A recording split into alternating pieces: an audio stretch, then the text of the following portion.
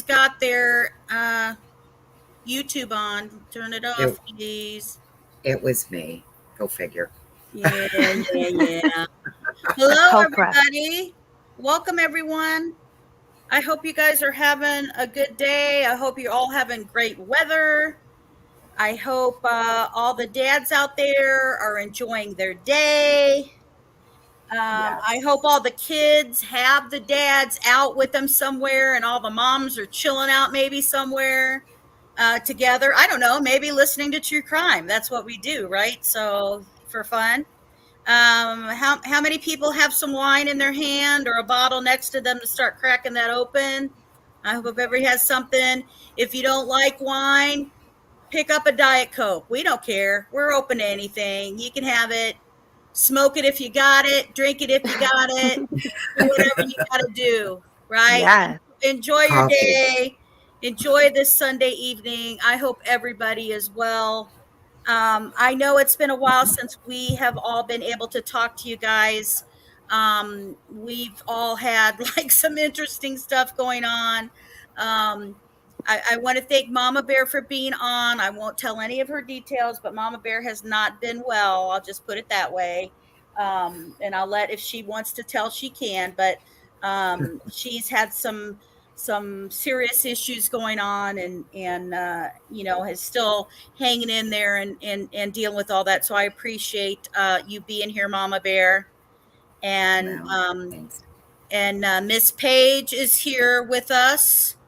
And even though she's 5 hours later, she's like, and I have work in the morning. Right. She's got a work in the morning. She's like, holy crap, when she found out all of this was going on, because she was at work and I was just dying for her to know what was happening on the 15th. And we were all waiting for her to get off work for we could tell her what the heck was going on. And then yelling at her. Right. So she, you know, across the pond, she's 5 hours later than us guys. So that's why we have a time trying to get everybody together. And then we have Miss Kelt here as well. And hello. And so we are glad here to kind of talk with you guys and talk about the stuff that's gone on. I know everybody in the world who has done a show ever about Delphi is all having shows right now, right? Everybody's like, holy crap, we got to talk about this, we got to talk about that. So we are no different when it comes to that, and we want to kind of have our discussion and stuff and have you guys as part of that discussion of really talking of what you know, what we saw, what our thoughts were about things going on. You know, as you learn more and more from other past things, it kind of fills in all the blanks, right? Fills in all the missing puzzle pieces that you needed to try to find out what the true answer is for these girls. And that's what we have to remember about it, is that, you know, for Abby and Libby, because a lot of times it turns into the criminal's name and not about the victims. So we want to make sure you know, that we focus, you know, on the girls, but definitely the case information is what we're going to kind of go over what happened for that long day that got nothing done that we thought was going to get done, but it revealed so much at the time. So guys, let's start off with just really talking about the appearance of what we thought of you know, of Richard Allen himself. Paige, why don't you go first? What were your thoughts of his appearance? Well, I need to rein it in a little bit, but he looks different. He looks different.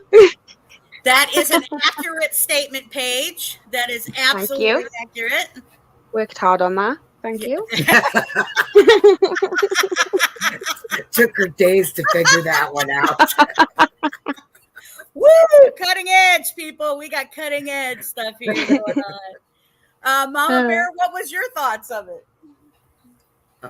Well, I worked real hard too, like Paige did. No, seriously. He, again, in my opinion, I think a lot of it is for the defense, obviously, uh, to show. Uh, I think he's kind of like on a hunger strike, and I love the way that, you know, it was shown that yes, he did have other clothes that he could have changed into, but yet, you know, it was decided Yeah. to wear this lovely white ugly t-shirt, and, you know, It was yellow, wasn't it? Yeah, the yellow yeah, his jumpsuit. yellow, his jumpsuit. I remember. I don't really like yellow that much. That's why I remember. Oh, I thought Fitting it that was your he's in favorite it. color, honey. No, I'm just Not kidding. anymore. Definitely not anymore. Sorry, it's the wine talking now. And yeah, right. And Kel, what did you think, honey? Yeah, Kel. In terms of how he looks like shit. Oh, see? She didn't hold back. No, I didn't. Wait. He just looks like Aw. shit. He looks really, really bad. And there's a number of factors that make you go, okay, is he on a hunger strike? Why? Is this the effect of not drinking anymore? All these different things. I thought there was a bit of an overdoing it with chains and all the other stuff. It just felt like Hannibal Lecter being brought in. I'm watching it going, oh, look at this evil troll, you know. It's the sad puppy dog eyes for me. Oh, he was crazy. He had psycho eyes, dude. And also really tired, kind of like a mix of things I saw from him, you know? I see. Feel sorry for me in his eyes. That's what I see. Bit of evil too, but There's yeah. definitely a mix. Yeah. So, Oh, yeah. I mean, I guess the big thing, obviously, they're focused really a lot on his weight, of how much weight he had lost to make it as obvious it could. If he stopped eating, obviously that can be a point, because they talked he would stop eating for days and then suddenly he would then he would start eating again. Well, yeah, because you're starving.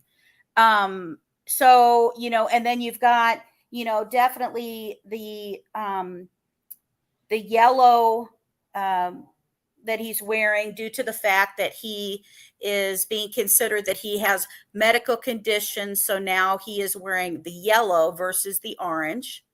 So I guess the other thing is, and this question isn't just for the panel, it's for you guys in the chat as well. Do you think the loss of weight is due to the fact that he is sick, or is he faking starving himself for the drama of him looking that way? What is everybody's thoughts on that? My opinion, my own personal opinion, is that, like I touched on Ian Brady with you guys when we were talking about it before. And I don't know if anybody knows that kind of case, but he was involved in the Moors murders that happened in Manchester in England. And basically, he was in jail for such a long time, and he was trying to unalive himself by means of not eating. So he would not eat a single thing or drink at all. So he was then submitted into a hospital where he was force fed. It was court ordered.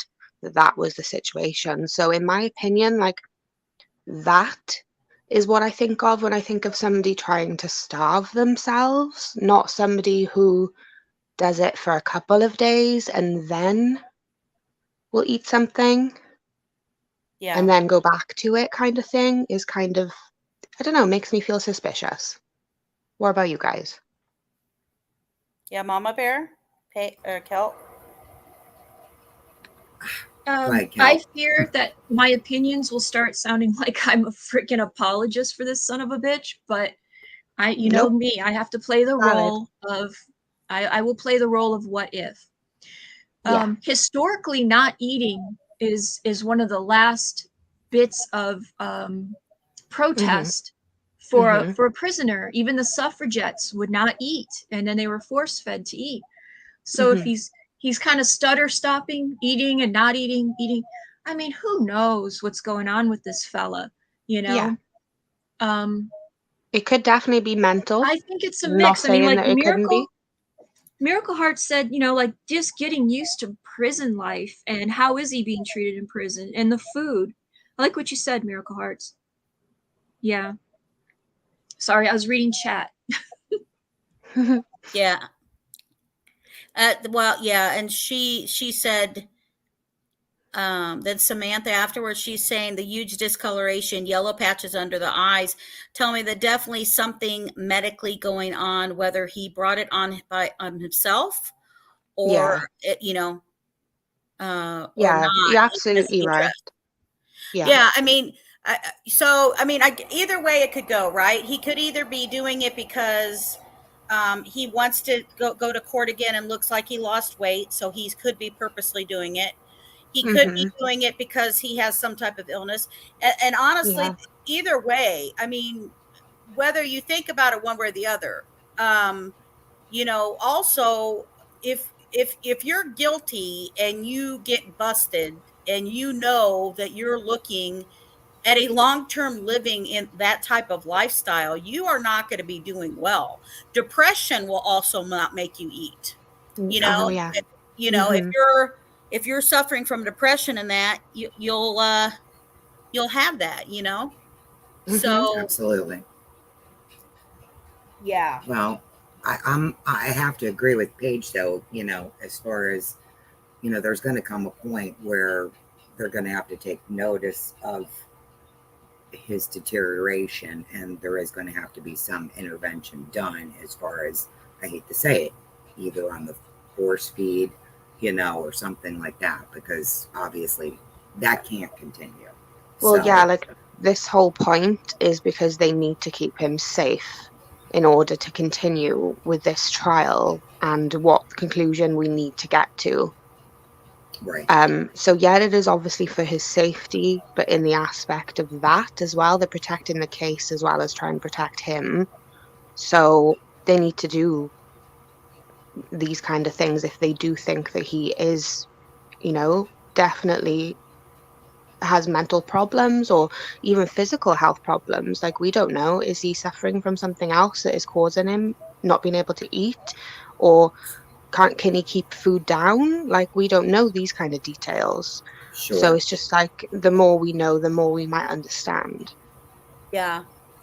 And so that kind of brings me to the next thing that kind of leads right there, which is when they were supposed to be addressing whether he was going to be moved from the prison to a jail, right? That was a big thing that was being checked into. So when they were addressing Alan's treatment overall.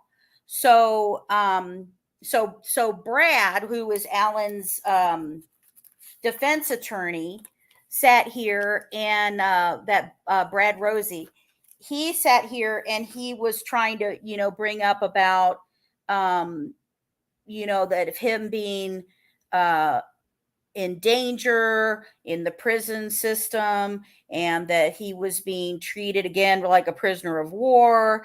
And then they brought in Lesenby, right? Which, come on now, was that not interesting to to see that Lesenby gets called to the stand? I'm just saying, I had way more questions to ask him than what they asked him, but that was more than just Richard Allen, right? So but when they had him on the stand and they're asking Lesenby about it, remember, Lesenby was the one who did a motion to move Richard Allen out of Carroll County. And what did they say? Okay, so we're listening to, again, these are little towns in Indiana. So there's not a huge force. It's not like this happened in Indianapolis. So it happens in Carroll County. Their whole Carroll County jail only can hold 35 prisoners, right? So because it only can have 35 prisoners in the county, he turned around and he's worried about the safety of the prisoner, makes a motion to move Richard Allen out. When this happened, though, remember, this happened with the previous judge, not the current judge that's in there. So, the motion to move and all of that was done, and then you got Brad Rosie, the attorney of Allen, trying to say, well, hey, when Lesenby wrote that motion, he got assistance from that previous judge by helping to write that, by helping to say, you know, what needed to be included in there as far as to move them. And you know, but Lesenby saying, hey, I don't have the manpower to have like a high profile prisoner in there. I can't protect him of being in there. So that was kind of what you know, that's kind of what Lesenby's purpose was, to talk about as far as conditions that moving him for. Right. Well, it's dangerous moving a prisoner of, you know, his stature. I mean, not just, you know, I mean, I hate to say it, it's not just for the guards. His stature. Well, okay. Okay, I wasn't talking about that though. Okay. Sorry, man. Sorry. You know, but anyway, whatever word you would like to use then. Anyway, but you know, it's dangerous for everyone involved. It is a very you know, unsecure, you know, situation for everybody. And can I remind everybody that Mama Bear was worked for a dispatch as well, so she also has knowledge of I almost made it sound like criminal knowledge, not criminal knowledge. She has knowledge of how criminals are treated. She does not have a criminal record. Sorry, Mama Bear, I didn't make it to sound like that. No, I was a local police dispatcher. I worked for a local police department, and I was also a matron, so I handled you know, female prisoners, and you know, I was also an EMT for 15 years and stuff. But you know, again, was on a completely different level than this. You know, very small police department, and you know, again, it's just a dangerous situation for everybody involved. And again, you know, they've got to think of him because obviously, you know, as we all know, yes, you're innocent until proven guilty. We all know that. You know, we would all want that for ourselves. But they still have to consider the fact that the charges that he's involved in, you know, and some people don't take things that way. They don't see it that way. They're looking for retribution, you know. Right. And that's the scary part. So, yeah. In my opinion. I think the previous judge, what judge is it? I think it's pronounced Diner or something like that. Remember, the previous judge was like, or Dina. Yeah, like that DIHNER or whatever. But that was the judge who approved that motion to move Richard Allen out of the jail into a prison for safekeeping, because Carroll County said they couldn't even. And I will tell you, the opening I was when they talked about that they were talking to these people in the department, and they were saying how, yeah, they had to drive into court because the sheriff was actually transporting a prisoner themselves because they don't have that much staff. So when a prisoner had to be transported, they literally had the sheriff who was transporting. It was like, holy crap. I mean, and so if you've got somebody who's gone like that, I mean, for me, I think it's true. I mean, I really believe that if you think of this little town in Carroll County, let's say somebody gets arrested for whatever reason, and they get thrown in Carroll County jail, right? It could be a DUI, a drug charge, or whatever. And they suddenly are in the jail where Richard Allen is being held. And like anybody will tell you, if you've watched any crime show with like, what's that show called? Like 90 Days. Isn't that what the one where like they go into the prison or whatever? Right. 90 days in. Yeah. Right. When those guys find out that there is somebody who has, you know, is a child molester, or there's somebody who has killed children or something like that, they always have to watch that they are going to get harmed by other prisoners. They have to segregate them. They're the worst of the worst. I mean, they, believe it or not, prisoners actually have their own set of rules in jail, in prison. I mean, it's just a reality, you know. And and they could have a distraction that happens over here while somebody else is, you know, hurting Richard Allen. I'll just phrase it that way, right? That has something happening to Richard Allen over here, and they don't have enough staff to sit there and watch, watch him and keep him from getting hurt. And they are legally liable if something happens to him while he's in Carroll County and they don't take care of him. But I thought one of the best arguments, in my opinion, that was obvious is when the defense team is trying to argue he's not mentally well, he's not doing okay, blah, blah, blah, blah, blah, blah, blah. I don't know what everybody else thinks, and I'm asking all of you guys in chat as well. They pointed out if he goes to jail, he's going to get less help in the jail than he will in the prison. So like in prison, they were allowing him to have that tablet, right? They talked about the tablet and him communicating, where there's different things for in the jail versus there. But the biggest thing was, in my opinion, the mental health he can get. So while he was in prison on site, they have somebody who can deal with the mental health, right? But when he goes to jail, they don't have that. They would not have that. No. I thought that was a good point that the prosecutor brought up. They don't have those facilities. And if they were to keep him into a local jail and he needed those things, they'd have to take him to a local hospital.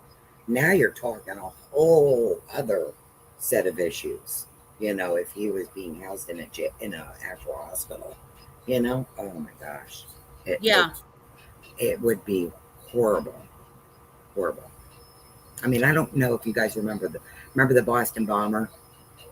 Oh yeah. And remember, he was injured, right? So he obviously had to go to a hospital. I mean, the resources that were used to, rehabilitate him, obviously get him better and so forth before they could move him to jail and then to prison. I mean, it was a huge undertaking. So we've got a question here I'm going to read out. So Darren, hello Darren, welcome. Darren said, hi JSD, Kelp, Mama Bear, and Paige. Enjoying from Indiana. Well, hello Darren Hoosier. I don't know if you're an original Hoosier, but I'm going to call you one. He says, if RA is guilty, why does it seem like so many things are being done unfairly toward him? Let him defend himself defend himself fairly to secure conviction. You know what? There is a lot of stuff going on, Darren, that people can push back on. I think that's what the defense attorney is trying to do, is say, really point out, hey, there is nobody else who has been accused but not yet found guilty who has been held in a prison. Right. And that's his big point. You know what I mean? But the only thing is, though, the defense team was notified prior to him being moved there, and they knew it was due to his safety, and they agreed to it, so this is not something that was done behind their back or something. So, I mean, correct me if I'm wrong, but was he moved to that location before or after he was assigned those defense attorneys? Before. Does anyone know? Before. So now they're saying, hey, can you please move him closer? Sorry. Can you please move him closer? That's one of the reasons. Well, okay, because they weren't his attorneys when he was far away, and now he wants to be closer.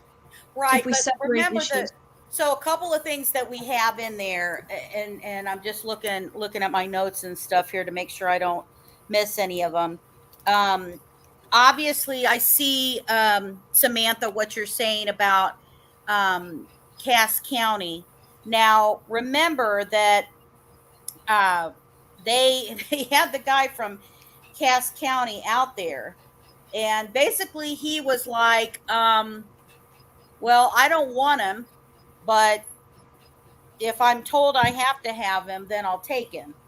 Because, right, again, they have to make sure of how well he's taken care of, and everything from that. And that was Edward Schroeder, who was on the stand for that. So, because he was like, well, he didn't want to. I really don't want him, but if ordered to do it, I'll do it because it'll be a headache. And they said it is a bigger jail. They do have stuff for the attorney-client privilege. There is no advance notice that they would need as much as they have to, obviously, in the prison. But if RA transferred, they had to look at, there's the differences in there. And, he is under suicide watch. And that would mean no visits if he's in Cass County because of that reason. And they don't have the staff there for the mental health visits they talked about. And, Exactly.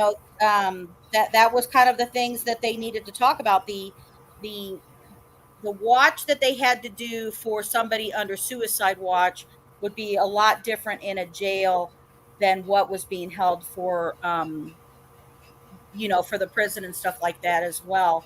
So, I mean, I thought it was pretty good, but remember the judge did come back with the comment of, let me say this. The prosecutor first said, it sounds like you're arguing more of what is inconvenient for you to the defense attorney. And then, the judge kind of a little bit agreed with that, and also, but made the comment of concerns. And that's why she is still taking that under advisement, under consideration, under, what is going on. Because the other point that they're trying to make on the high level security they have there, if they bring you back down to a county level, and now, again, and we're going to fix and get into this, of his admissions that he's had of guilt, which gets out there and somebody gets thrown in a jail very quickly for whatever offense they get thrown in jail for, he's suddenly around whoever these people are, who now it's not just we're in jail with the guy who was accused of it. Now they're going to be hearing that he's put himself in more danger because now it's out there that he's admitted to it. Mm-hmm. Yeah. Right. Samantha says something here, JSD. With all, she's not the Cass County. Sorry, let me roll down. Yeah, with all due respect, I disagree. Cass County is closer to defense. Attorneys, big news, jail. That's the one I was addressing right now. I'm sorry. Yeah, I apologize. Okay. No, that's all right. That's what I was trying to do. Sorry, Pam. I don't know what happens with YouTube and notifications anymore. Here's White Wolf. Welcome, White Wolf. Why should we give two squats about what type of mental health he needs or gets or doesn't get? He's a pedophile. First of all, I like you, White Wolf. Let me just throw that out there. I like your attitude. I really do. I mean, I get it, but and I'm going to do this, and I think Kelt will be so proud of me. Wait, listen to this one, Kelt. He's not proven guilty yet. So that's the only thing that we have to watch. And if they screw crap up, like earlier, we were just talking about to our Hoosier friend we just addressed a minute ago, and they screw something up, you don't want to give them reasons to be able to file for an appeal, right? Or for them to just throw a damn conviction or something out because something wasn't done right. But I get it, because, this is a guy who is now admitting that he, killed two girls and everything from it. So, right. I mean, I get you. I totally get that. Well, that does fall into him confessing now, because even White Wolf just said he's, and then all caps, confessed. So there you go. Yeah. So do you guys want to get into that now? Want to go over that part? Let's talk about it. I think we need to understand our justice system hopefully has fail-safes in them that people under duress will confess. Whoa, I will keep that rhyme. Write that down. Yeah, I'll write that down. That was a good one. Haha. But right, just like stature, okay? Copyrighted. We don't know if the little raisin gnome, we don't know how the raisin gnome confessed. What are these confessions? Who are they to? Yeah.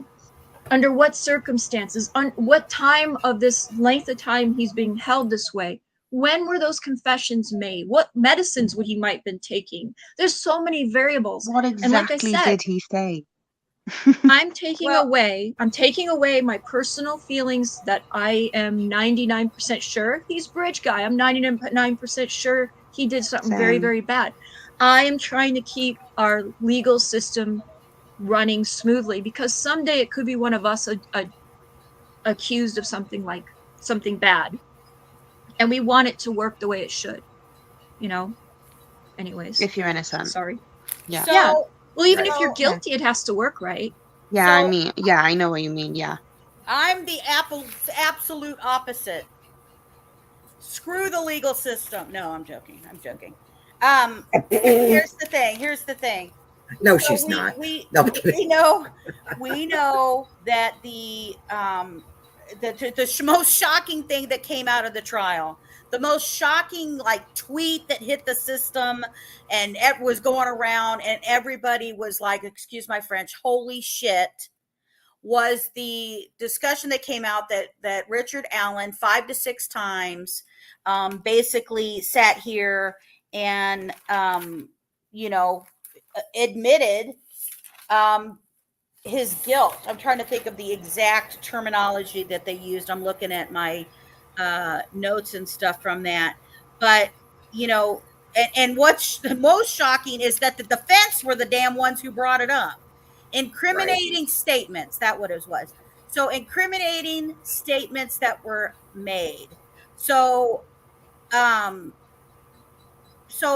one that was also used when the prosecutor used that to say, hey, now we even have to be even more careful to protect him because he admitted that, right? He's confessing to it, which makes him more at risk.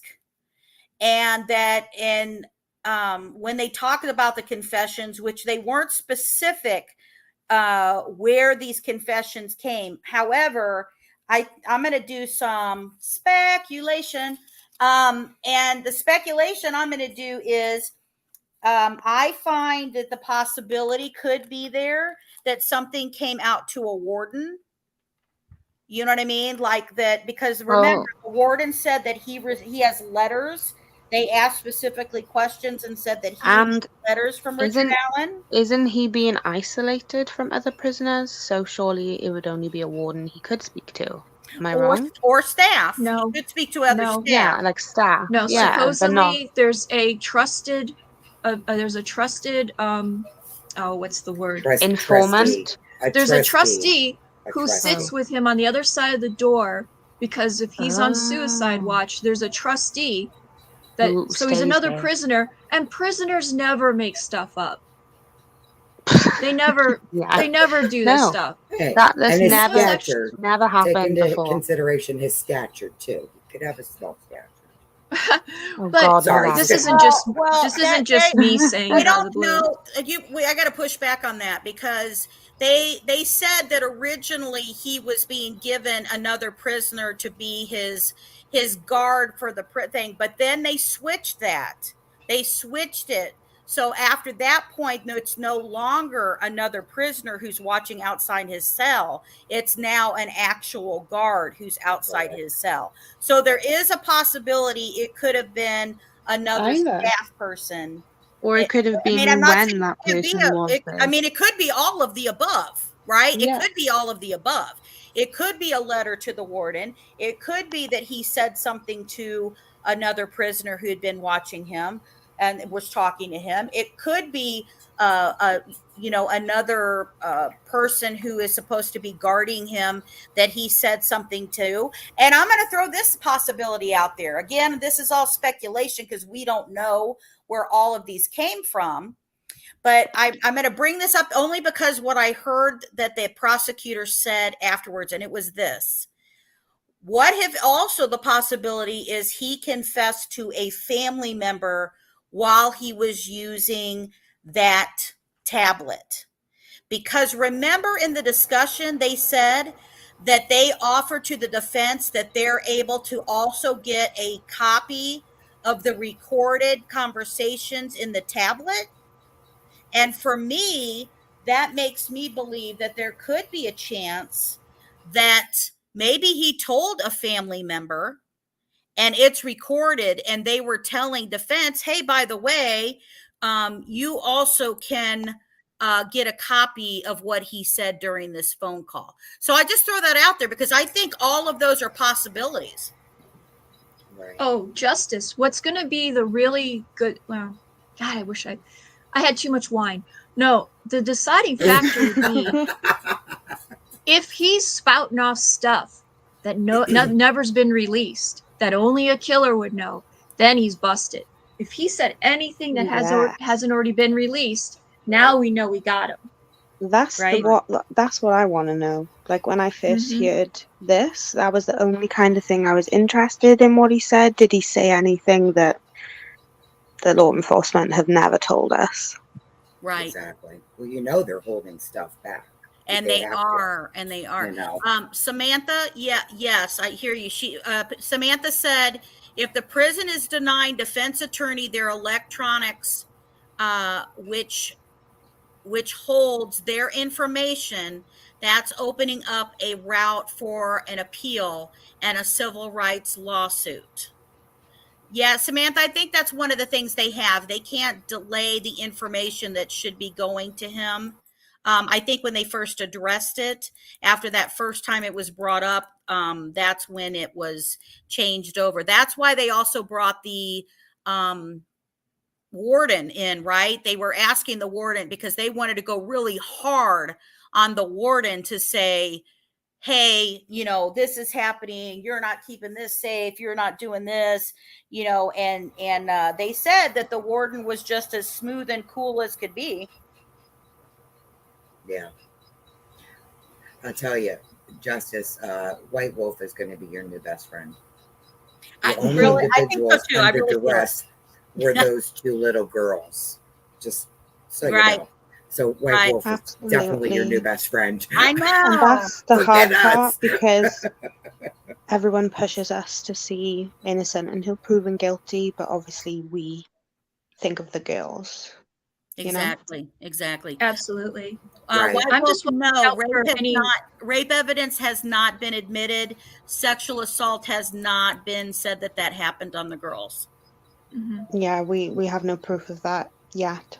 Would you say, Cal? I'm sorry, you started. Well, JSD, I think you said this already, that we just don't want to give any ammo to the defense to try to get a mistrial or just pretty much mistrial, or right? Because of or an appeal, or appeal. Thank you. That's what we're watching out for, and that's why I'm being kind of one of those but people, you know, because I don't want to see this fall away, and I want to know who else may have been involved. I don't want him to just die.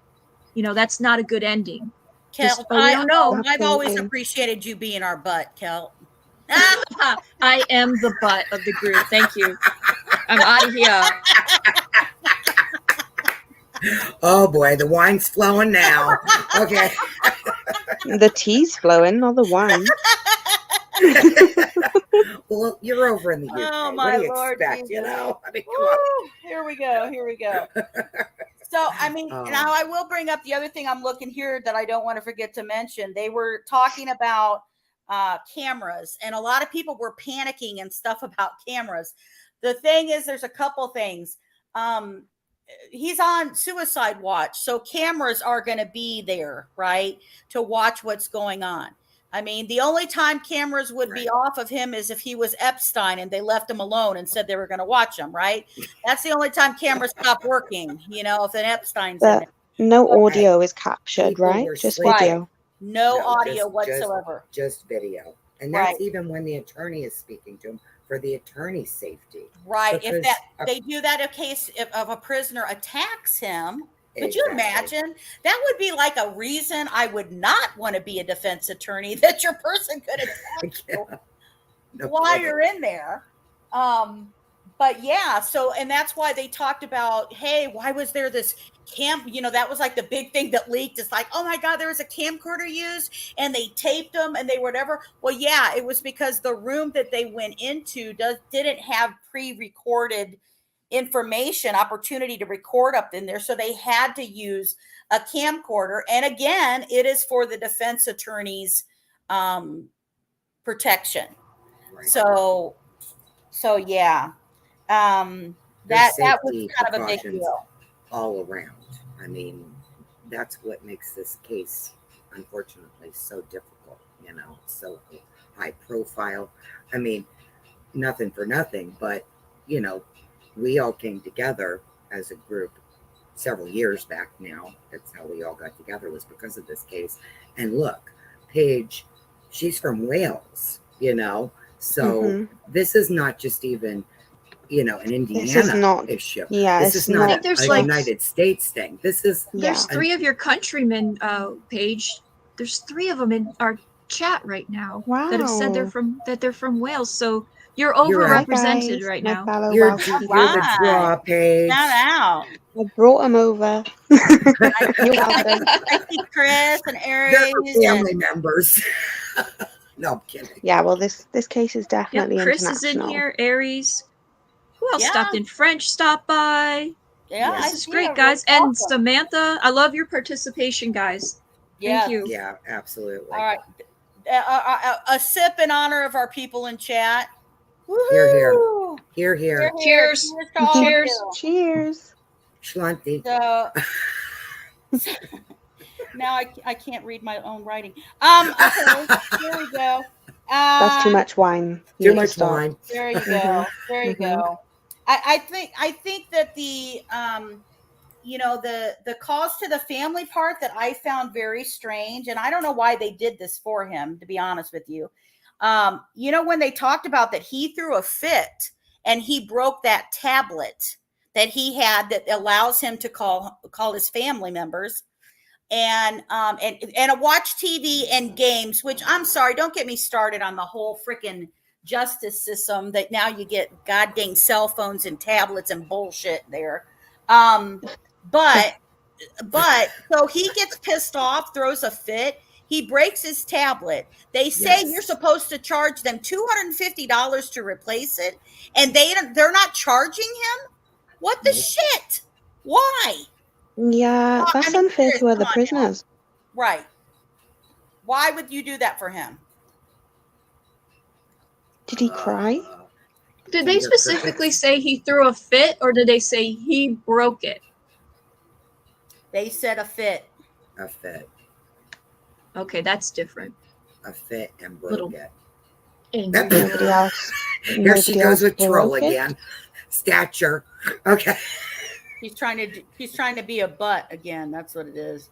Oh my gosh. Oh God. Yeah. What's interesting though is, you know, when they talked about the letters and stuff, also that they also said that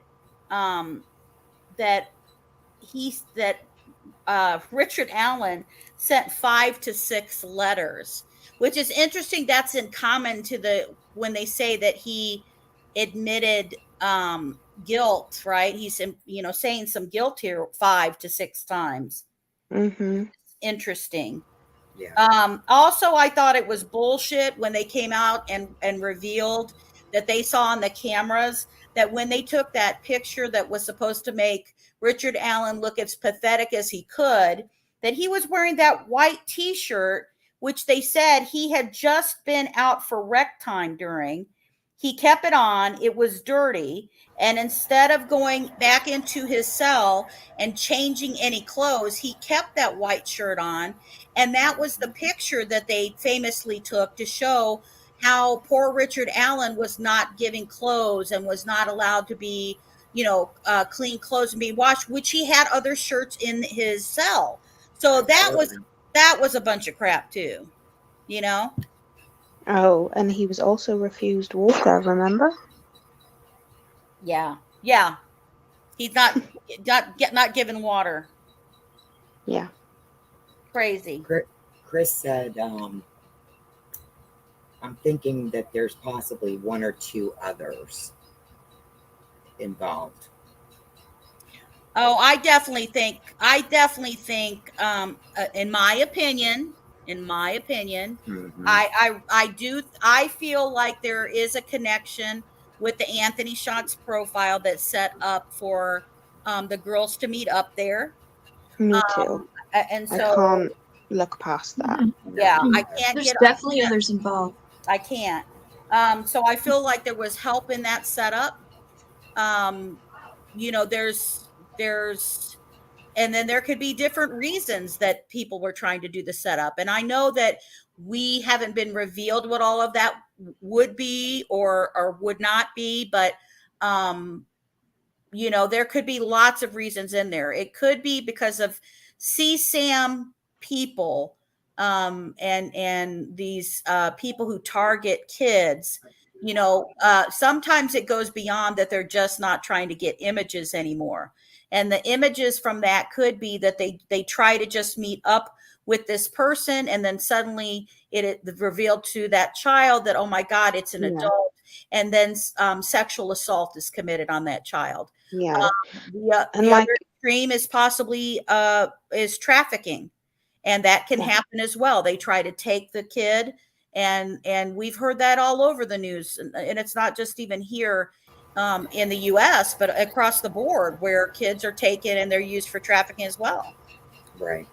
Yes. I mean, something very local to me recently happened in regards to that.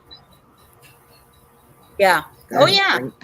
It happens everywhere. Bring it up, Paige. You know. It happens in your yeah. street, you know? Well, guys, we can, if we don't even want to theorize who else it could have been or why they did it, we can just look at the verbiage used by law enforcement.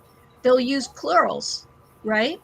And Yes. there was another video we watched just recently. It was an old video, but we looked back at it, and they're using just words that are more than one person. Oh, he said group.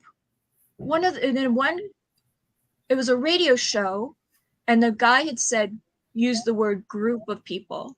We could look that up if we have to prove it, but my point was that even LE are making statements that sound like there's more than one person. Well, law enforcement kept Yeah. the lines are Right. still open for tips, because after they arrested Richard Allen, they feel like Yeah. there's more somebody. So we have that the police themselves have already told the public on October 31st, Yeah. when Richard Allen was arrested, that they are still looking for more people and want more connections to that. So there Yeah. is more connections and stuff Sure. from it. And like, if anyone obviously watched that press conference about Richard Allen, I think everybody kind of had like a little bit of a sinking feeling in their gut when they were hearing law enforcement talk, because like you said, I thought, okay, this isn't it.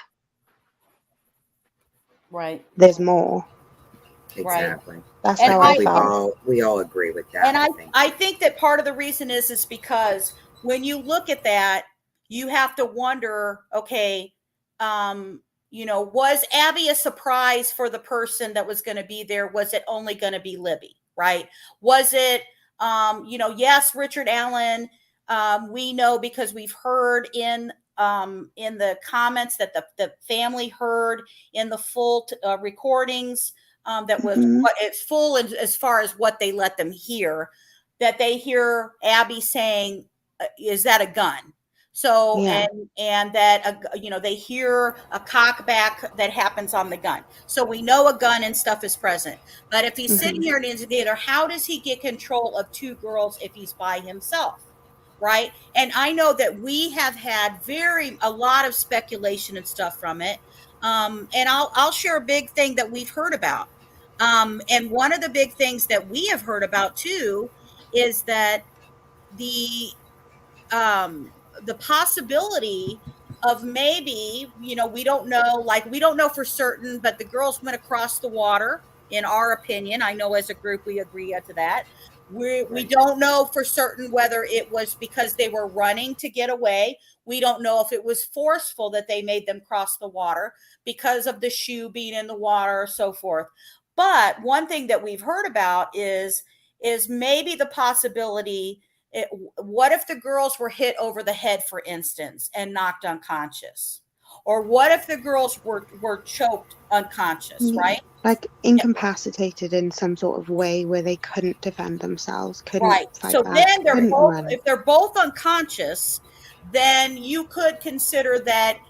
Again, this is total speculation. We want to make sure very clear that we're telling you Right. guys. But we were Absolutely. considering this. We were talking about this possibility because let's say if they're both hit over the head, they're unconscious. So, and this is over when they cross over the water. So now this person believes that maybe they choke them, for example, and then they think that they're gone, and now something's going to happen to them. Maybe they believe they're going to sexually assault them or kill them or murder them, whatever the overall goal was supposed to be of that. But if they sat there and did it, then they could be sitting here where they're both quiet already, and they both sit here. Now, what do we know that's different? We also know that there is a weapon that is used that is a sharp edge blade. Why do we know that? Because that's what they were looking for at Ron Logan's house, for a weapon, a knife. Remember, guys? That was in the probable cause, right? Right. Exactly. That is in the probable cause affidavit that we covered for a weapon that they were looking for. We know the crime scene was bloody, and we know that Richard Allen was apparently seen bloody. Right, right. So, what if that happened and, we hear about that they thought maybe that Libby looked like maybe she could, remember the comments were said about what if was she still alive and she died later or something like that? Well, maybe if that's not the case, what if she was hit over the head, Abby was hit over the head in order for control to be made, and then what happened is that Libby gained consciousness.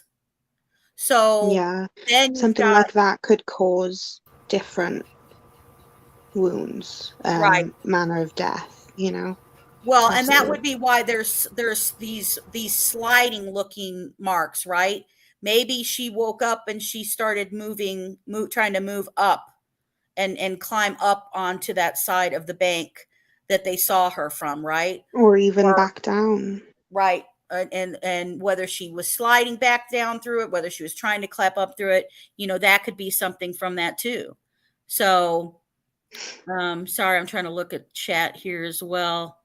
We've got some really good conversation here going here. I just wanted to bring up the point, like, I know we've all talked about this. I know I talked to you, JSD, the other day about it as well, where we know that in the transcripts where police are talking to Keegan Kline, they mention a money account from Anthony Shots going to her in reference to Libby.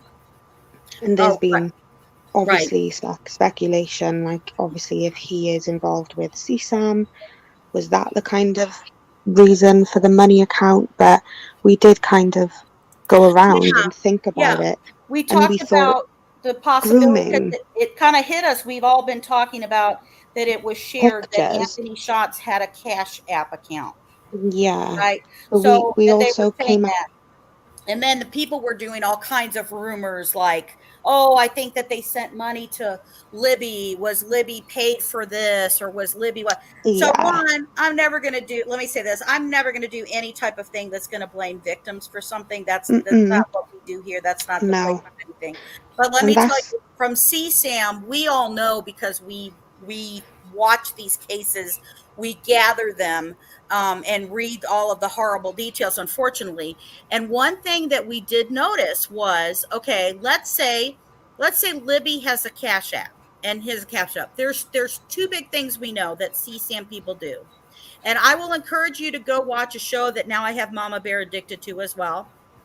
And it's called Undercover Underage, right? Or is that vice versa? Underage, undercover, underage, whatever. It's called one of those two, switcheroo.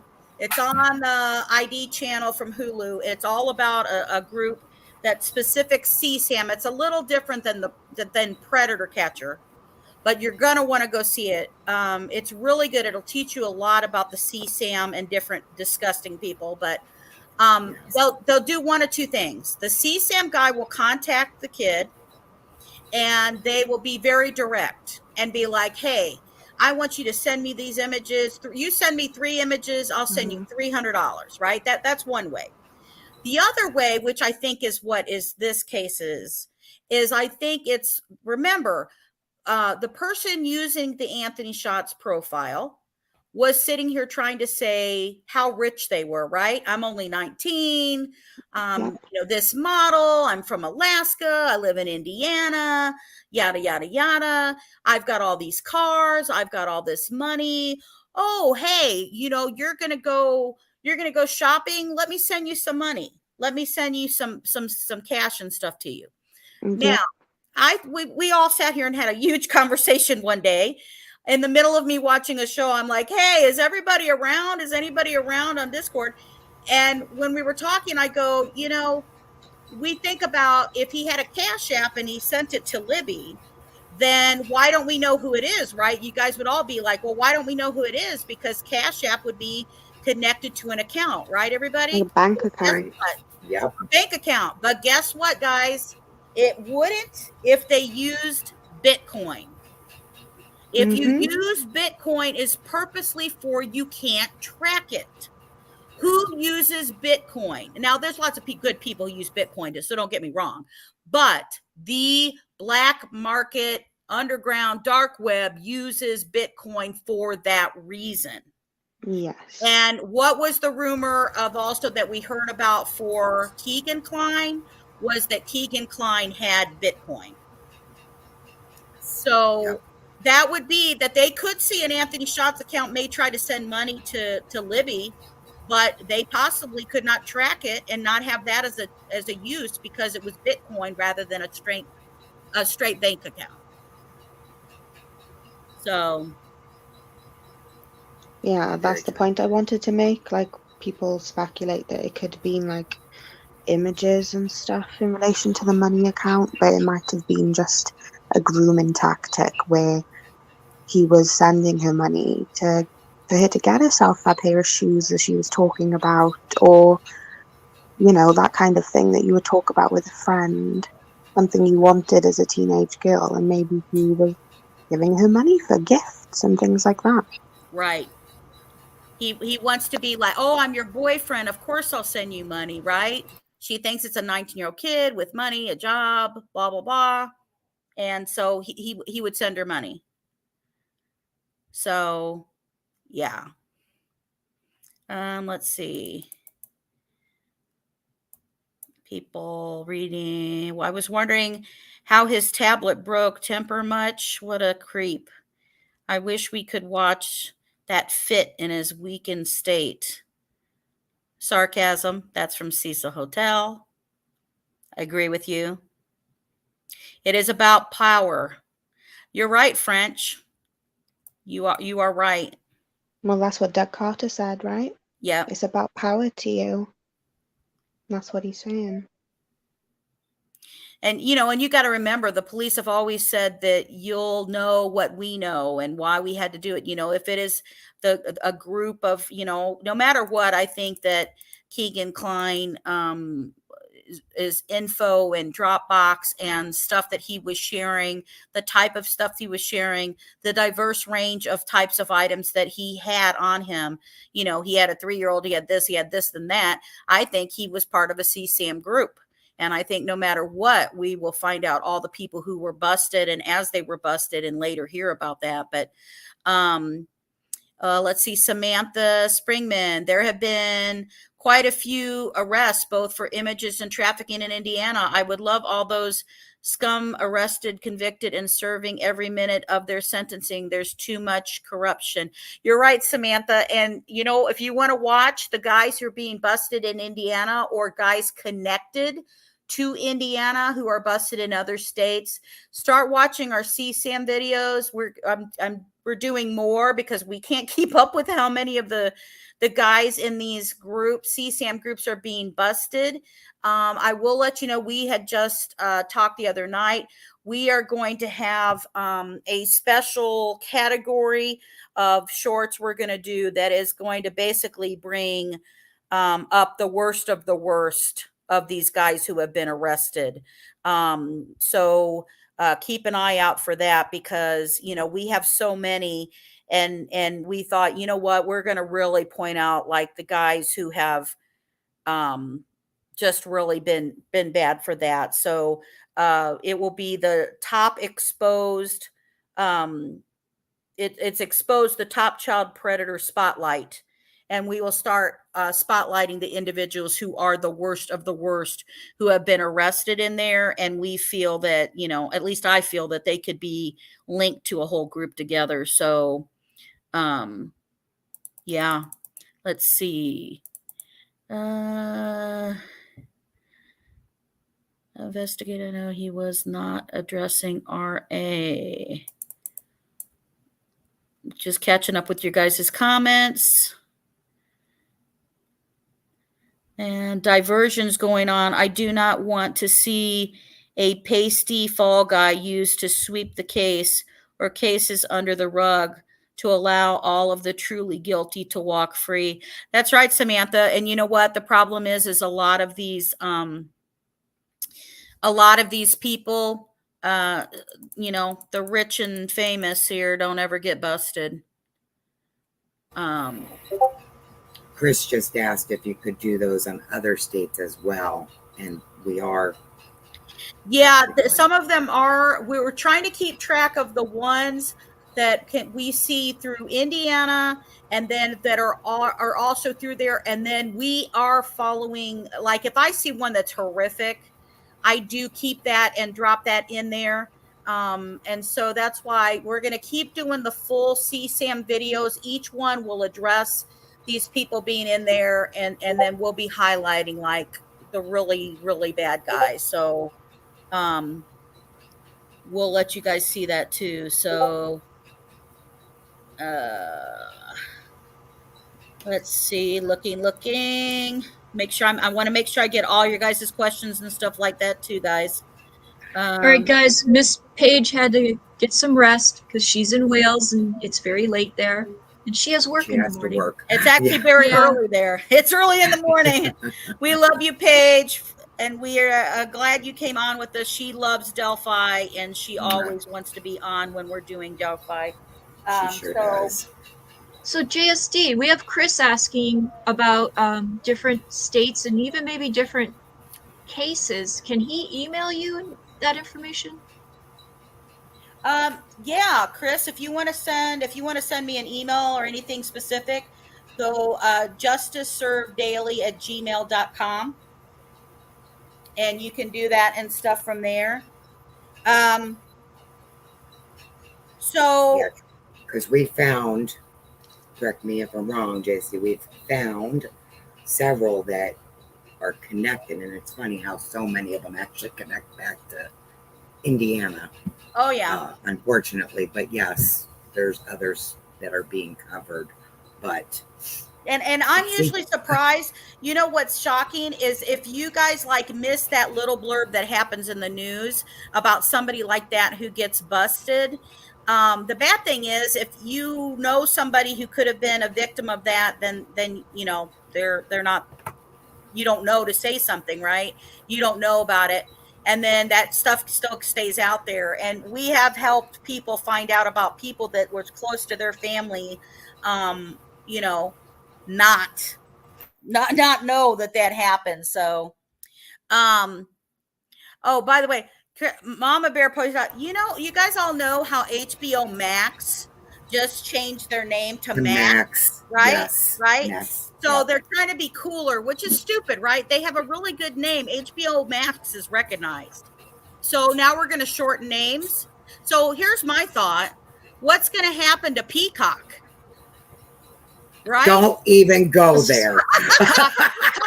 We're going to call it the cock. The cat. I knew she would. We'll get, right, Ruckus will be like the cat. Crack the cat. How many times can I say cock?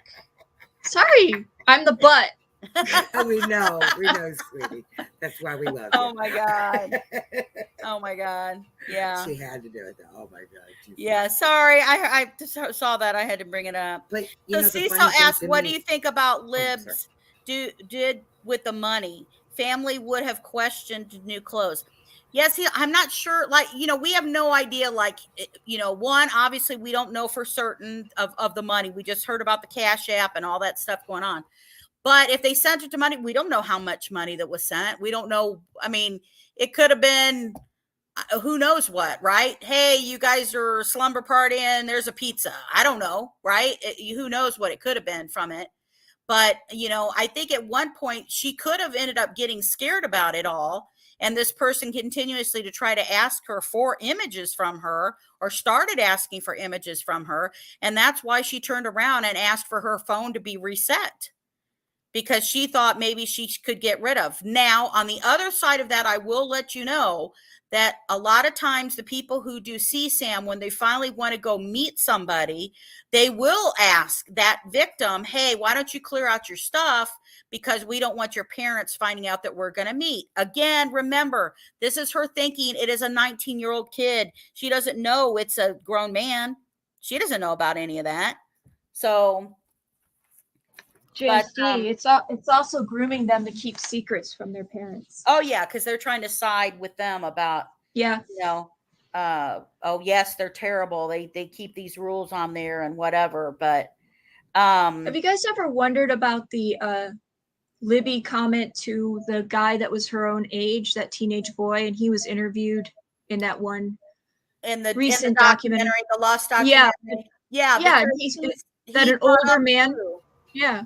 His timing was different than what the aunt and the mother's timing was, as far as when the phone finally got deleted.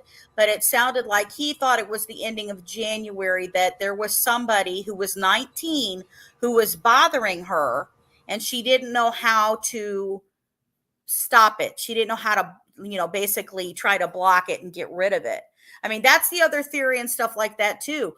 What if they were trying to get stuff from her and she didn't send anything, and she was threatening to go tell her parents that somebody is telling her something? So, that could also be a theory and stuff from any of that. Before we get too far off of this, I do want to bring up the whole thing about Sheriff Tony Levitt. And I just want to bring that because he's the Carroll County, he's Carroll County Sheriff, and he was, a lead investigator for them at the time when they were doing the case. And he said that he was also concerned about being inside Carroll County, all of this kind of stuff, because of people, against children and confessing and everything going on with it. And then the attorney Rosie was then objecting about Legip, saying that stuff, all that the defense was the one who brought it up in the first place. So you can't object from it after you've already brought up the topic. But right. He also, and Tony Legit was the one who went to Kentucky and was transporting a prisoner, to just kind of give the example of the little manpower that they had. And, I think one of the shockers that I guess even shocked the defense team, because they didn't realize it, that they were trying to go back and forth and ask people, well, have you ever seen the cell? Were you even concerned of the conditions that Richard Allen was living in and what was happening from there? Mm-hmm. And then Sheriff Legend he tells them, yes, actually, I did try to go and see Richard Allen, which shocked his attorneys, right? They walked into that one. They had no clue, although that was a little scary, because that, when we talk about don't do something that can screw up the case and make a possible mistrial or missteps or whatever, well, that's when he says, yeah, I tried to go interview Richard Allen. Now, he's not supposed to do that without an attorney. And so, but he did then eventually tell them, yeah, I didn't know, it didn't happen. Right. So Right, he never did go happened. try to do it, but they didn't let that happen. Right. So, that was pretty, that was probably pretty shocking to a lot of people. I would even say the prosecutor was probably like, holy shit. Right. Like, Gasping. oh my God. What did you try to go do? It was like, oh my Lord, what are you doing here? What are you doing? But thank God it didn't happen. Yeah. It did not happen. So that was good. Well, But you know what? If he would have said it did happen, I think there would be some serious shit hitting the fan. oh, absolutely. Period. About that, because I mean, it's like, good Lord, guys, don't do something that's going to screw up the case. Right. So we've come too far for this, at this point. I mean, I think pretty much everybody's on the same page. Everybody wants justice for, Abby and Libby. I think that's everybody's main focus. Everybody may have different opinions on things, and that's fine,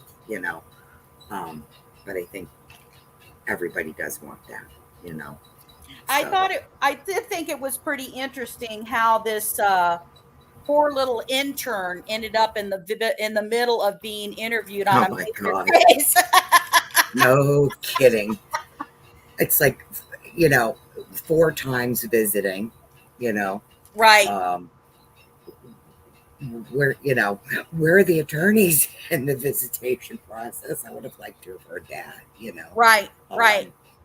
Well, I and so and if you don't know, so there was an intern that is working for the attorney, Brad Rosie, of the defense side, and this I say kid because he would be a kid to me no matter which way or not, but Matt Baker was his name, and they put him on the stand talking about, you know um, that he has gone back and forth to the Westville prison, and that he's been, going with Brad and taking documents with them. Um,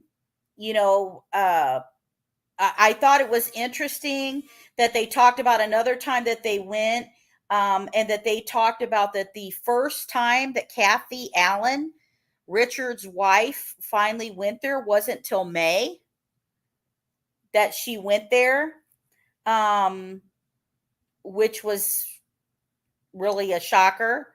But they were talking about, okay, how many times have you seen Richard Allen prior to this? For you to say whether you didn't know him before he went into jail. So how do you know how much he's affected by stuff? And then, you listen to about that, again, I want to point out that Richard Allen's wife and mother were both in the courtroom, and they were sitting there behind him, on his side. So I just thought I just thought all of that was pretty interesting, and hearing for the first time when she finally went to visit him. Hey, Justice. Yes. Miracle Hearts and I want to know, what's the name of the jail that RA's in right now? Westville. Okay, he's still at Westville. Right. And let me clarify, Westville, Westville. It's not, I see some people putting Westfield. That's not correct. And there is a town in Indiana called Westfield, that's at a county of just farther south from that. So it is Westville is where the prison is located. And so, they really were talking and harping on that it takes about an hour and a half for the attorney to drive there and to get there and to see the client, and how much time it takes for that. And the judge was really kind of like, well, you signed up for this. You agreed to represent him, and you knew that, this was kind of where he part of all was. of it. Yep. I mean, real quick, going back JC, what you were saying about his wife and everything being there. Just again on a speculative, what do we all think was going through their minds as they were hearing these confessions? You know, Right. I mean, gosh, could you imagine? Yeah, I mean, I think that you know, a lot of people also thought that the reason that he could have possibly been put in a prison, some people thought that maybe the reason they put him in prison instead of a jail was for that he would be suffering and that his suffering would make him break, right? Talk. And that Right. that's the reason he's confessing, right? Right. That that's the reason that it's going on. And his attorneys definitely want to say and they're not this hasn't been said anyway, and I don't honestly I don't think from what I'm hearing from other attorneys who have spoken up about it that that's something that they can just make go away. Because when he's done it 5 or 6 times, right, that's a big difference than him just doing it, once. But they've got to be careful because here's the thing, guys, whether he's in prison or jail, he's got to be kept safe because if he is truly deteriorating because of mental health reasons, they have to worry if he would commit suicide. He is on suicide watch. Absolutely. And if he commits suicide, guys, we will not get the answers for what other people are involved.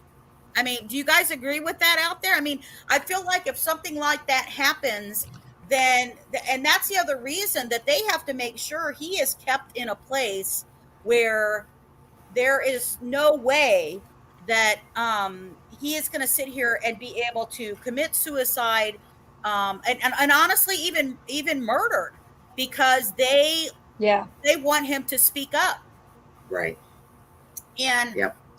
And so that makes me bring up this. So we hear all of this going on. We know what they're protecting from. And then what other stuff that came out?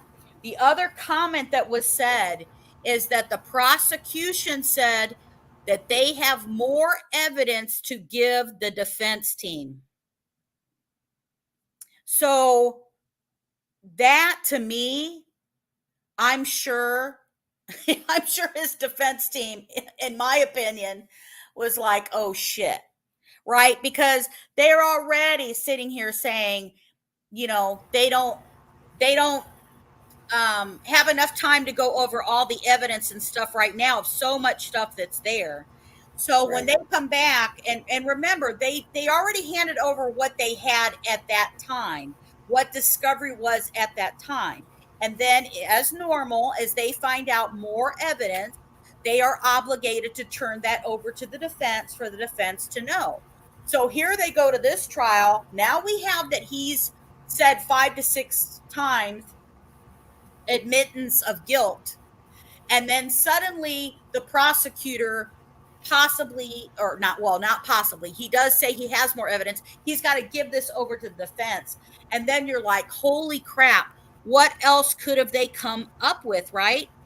And that's for me where I really am curious about if some of the evidence that could be coming up is finally some of maybe DNA evidence, digital evidence, or evidence that may have been found in the car that they took from his house. Remember, they took the vehicle, like we said a long time ago, if they take his car and he got in his car muddy and bloody and he has any possible blood DNA that is from Abby and or Libby in his vehicle, that is hasta la vista, baby. That's it.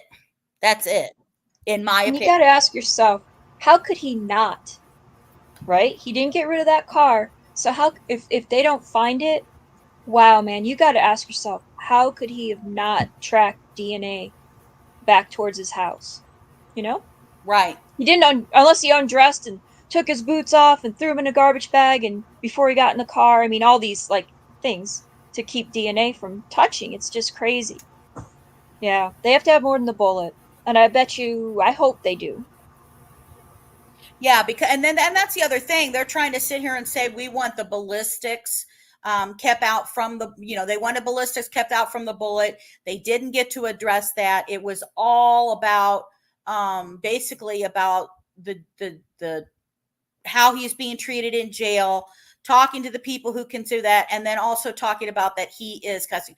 I hope, maybe I'm hoping more than I suspect, that I think if there is some more evidence in addition that dropped, I really have a feeling that we could possibly see him try to get a deal before they actually have court, which is killing me that won't be until 2024 in January. But I feel like that offer could happen, because I think, especially if you go into that, if they had anything that has to do with forensics, if there is any additional forensics, then that information, that stuff that they took on the day that they did the search warrant on his home, they could grab the jacket. He could have bought a new jacket. They don't have anything on it. They could have grabbed the boots. It could be brand new boots. And he just, think about how many years it's been later, guys. It was 5 years later when they went to get the boots and they went to get the jacket. Those all could be in there. What did he not get rid of? He did not get rid of the car. And he probably didn't get rid of the car on purpose, because the police were talking about, if you saw this person, blah, blah, blah. And, or if they're trying to do this, to not make anything suspicious.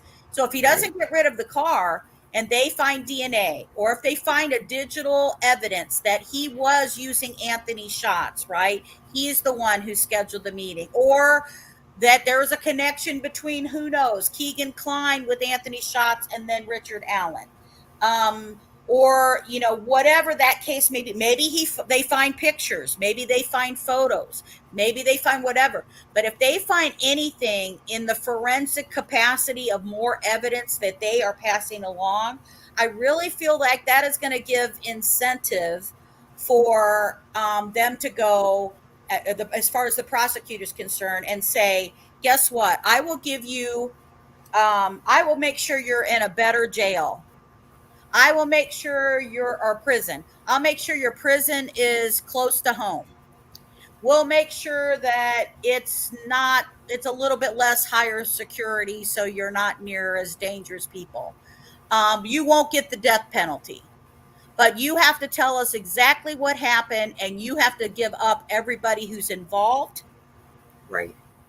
For it's finally over and you're not dealing with anymore. I have a feeling he would jump at that. I agree. I absolutely agree. I mean, if you figure, well, again, this is in my opinion, guys. This is just opinion. We're just talking here. Speculation. Exactly. I would think that, if he's concerned at all, again, we don't know that, but if he is concerned for the safety of his wife and his daughter and so forth, his family, that it makes more sense to give up other people if they are potentially involved, right? Right. And that way they are behind bars. Whereas if not, those people, other people, are on the streets. So it makes more sense for him to strike a deal, get a better deal for himself, if he knows he's going to be in, prison for life. Let it at least work out better for my wife, my child, and family, other family members, in my opinion, but again, who knows? Well, I think the other part of that, when you think about it, because when they set up all the tweets that kept coming out, remember how they worded stuff that he admitted his involvement, la la la, all of the wording and stuff that we used. You could also imply that his wording is really saying he was trying to admit to what his role was during this whole setup of the girls being at the park.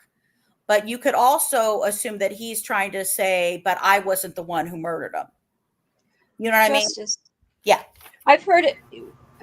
I don't know if it was you or not, but somebody said that they could have, these guys, like KK, what's his face, RA, those guys, they could be linked to each other unknowingly through these drop boxes.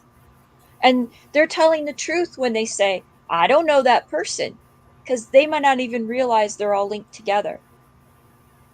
You know what I mean? Right. Like, he Right. could have been Most all providing of them, information. most of the Yeah. CSAM groups or people who have in there, they only know each other by their usernames. And even, you know, when we've shown other groups and rings that have been busted, like even the cops sometimes have trouble that there's a few that they can't identify. We the last the video we did on the International Child Petty Ring, they had guys they didn't bust because they couldn't bust who the actual user of that particular name was, because they hid it so well. They encrypted it so well that they couldn't find these guys. And you got to remember, the phones and stuff that was like used that Richard Allen did have that they said that he would have used on that day was one that would not show location. It was not showing location. It didn't have that ability to have that. It could show numbers, it could show different things, but it just didn't have that on there. So yeah, I mean pretty easy for somebody to just be making a purchase, trying to get access to certain CSAM. They share CSAM to get more people involved, more people to share it, make more money that way. They pay for it. That's how they do it. Again, lots of them use crypto to do it. And guess what? That's exactly that's exactly why they have trouble identifying all of them. Well, that's why that show was so interesting, Justice, that that you had told us all about. I mean, it just is showing exactly what we talk about amongst ourselves, but you obviously talk very openly on your show and everything. It's just amazing. And it also amazed me too. Here they had all of this proof, on some of these people, this group, and they turn it over. And how many of them still were not, charged, arrested? You know what I mean? It Right. was like, oh my gosh, Right. how can you not, Right. with the amount of evidence that was turned over? It's just scary. You know what I find interesting, and I don't know what everybody's thoughts are on this, but do you think that Richard Allen's wife and mother, for that instance, or any family, already knew that he had made implications that he had committed these murders, or let me put it this way, the crime, he was involved in the crime? Do you think that they learned about it on the 15th? Or do you think they Yes. may have just heard about it, or you know what I mean? Or did they hear about it before they would have come? Go ahead, Cal. Wait. You were still. You mean, did the wife and mom know that he did it or admitted to doing it, or that he made these statements? Because a lot of people want to know if she knew all along. Like, oh, how didn't she know? So what are you asking again? I'm sorry. Okay, let me do this. Do you think that the mother and his wife learned on the 15th that he admitted 5 to 6 times to people in jail or to the warden or wherever that this was done to this, or did they just learn about he admitted it on the 15th? I think they just found out. I think they just found out on the 15th. What do you think, Mama Bear? I go back and forth, honestly. And part of me, unfortunately,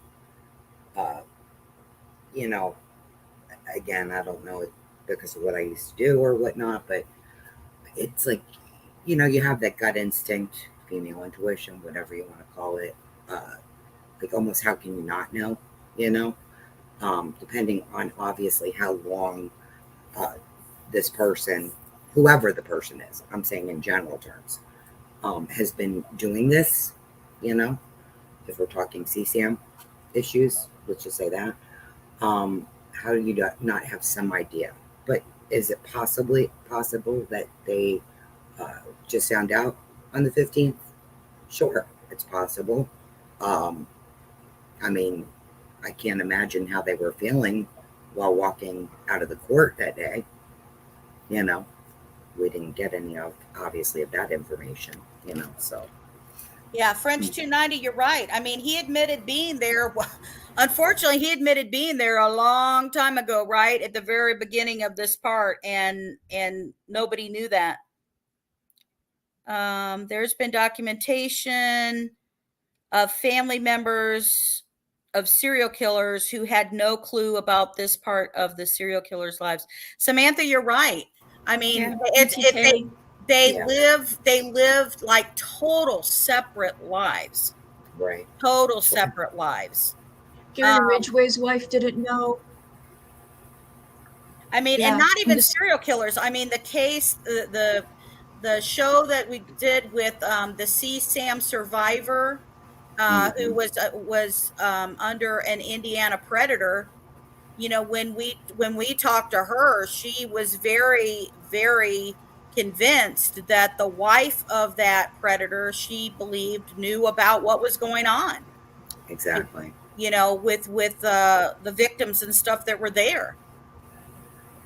Now, there's a lot of times that they may not be prosecuted because they have to have evidence to really show that they're either involved in the act of obviously victimizing these people, or, you know, or participating in distribution, or maybe recruitment or something like that. And if they don't have that, then, you know, then they can't make charges on that.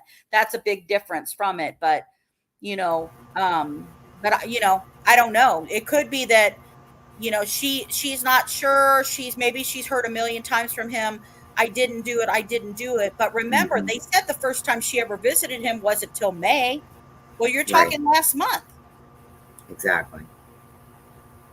Why so long, you know? Now, they also did, if you guys, they did mention that when he walked into the courtroom, he did not turn around and he didn't make eye contact with his wife. They talked about he really didn't, he had kept, his head was down, you know, where like maybe if you hadn't seen somebody for such a long time, you know, when you turn around and you go somewhere and suddenly, you know, your loved one's going to be somewhere, you would really kind of be looking in the courtroom for that person and trying to smile at that person and right, you know, whatever, but that he didn't make eye contact and stuff with her. I mean, obviously he would have known that the defense team is going to bring it up, because the defense team was who brought it up first. It was not the prosecution. Exactly. But the prosecution kept repeating it, but the defense team was what who brought it up. A witness that was in the court both times said that the first time Richard Allen would look at his wife and on the way out, and he mouthed, "I love you" to her. That's the first court appearance. But this one, he didn't make eye contact, but he wasn't just looking down. It's almost like he was looking around, but not really seeing anything, and seemed confused. And that's the description from a court witness. So, but yeah, he never looked at his wife, didn't acknowledge her like he did the first time. I don't know. I mean, yeah. I mean, we know so many people. I mean, Jared, what's his face from? Oh God, I think his last name, but anyway, from Subway. Jared, you know, from Indiana. Jared Fogle. Yeah, I know exactly. Indiana. Another Indiana person. I mean, his wife supposedly, again, from what she has told everybody, she had no clue. She immediately divorced him, took their children. You know, she said he was a totally different person, you know, with the family. So, you know, it's just so hard to say one way or another, you know. You maybe didn't know, like you said. If these guys are really good at grooming kids and making them feel guilty and all these other things they can do to manipulate kids, of course they can manipulate their family. Sure. That's what they are. They're power manipulators. Yes. Well, and you know, there was I'm trying to Agreed. think what we were talking about the other day, but we were talking about something about whether Richard Allen cared how, you know, this would affect, you know, his family or, you know, whatever and stuff like that. And it's, you know, kind of two ways. If he is a narcissist, he doesn't give a shit how this affects anybody else. It's all about him and he doesn't care. And the same thing if he's a sociopath, right? If he's a sociopath or psychopath, he sits here and he also doesn't give a shit of what's going on. They live these two lives and they think they're not going to get caught. That's why you have the people who whether they're child molesters, whether they're CSAM or just the overall predator and stuff like that, they sit here and they commit something, and when they get away with it, they build up more confidence and power that they can continue to do it without getting caught. Like, oh wow, I did this once, I didn't get caught, nobody did anything, nobody turned me in, nobody said anything, so I'm gonna do it again. Now I'm going to do it again. And now here we go. And we're going to get more and more victims that happen. And that's why a lot of the child molesters, predators, CSAM, whatever, they turn around and they have multiple victims before they finally get caught and go to jail because they think they never are going to get caught. Who does that remind you of? I mean, for me, it reminds you of BTK, right? Oh. BTK didn't give a shit after he got caught.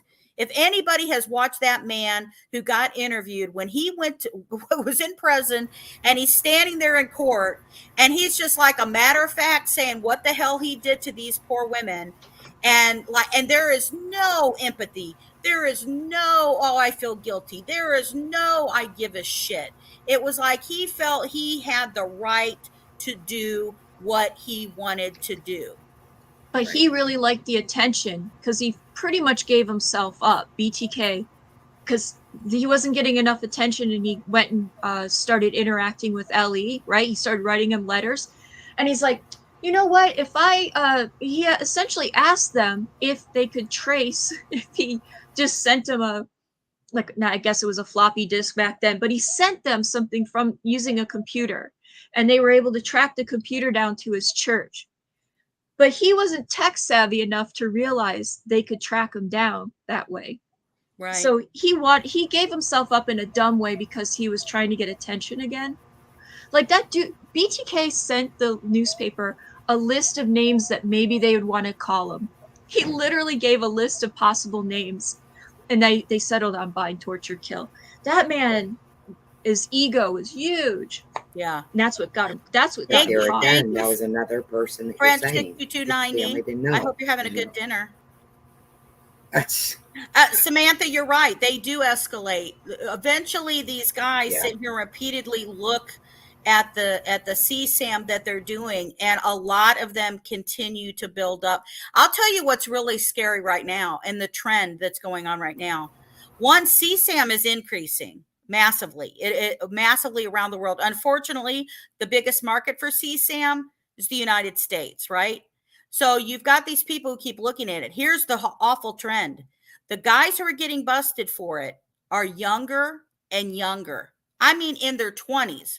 Now, the reason that will also happen is a couple of things. The guys who run the CSAM group know that they can use these younger guys' images and faces because they're like, okay, well, the teenagers or preteen tweens are going to send their images to a younger guy who maybe is 19, 20. We saw a horrific one who was 18 that we've covered. That one bothers me more than anything. And the YMCA.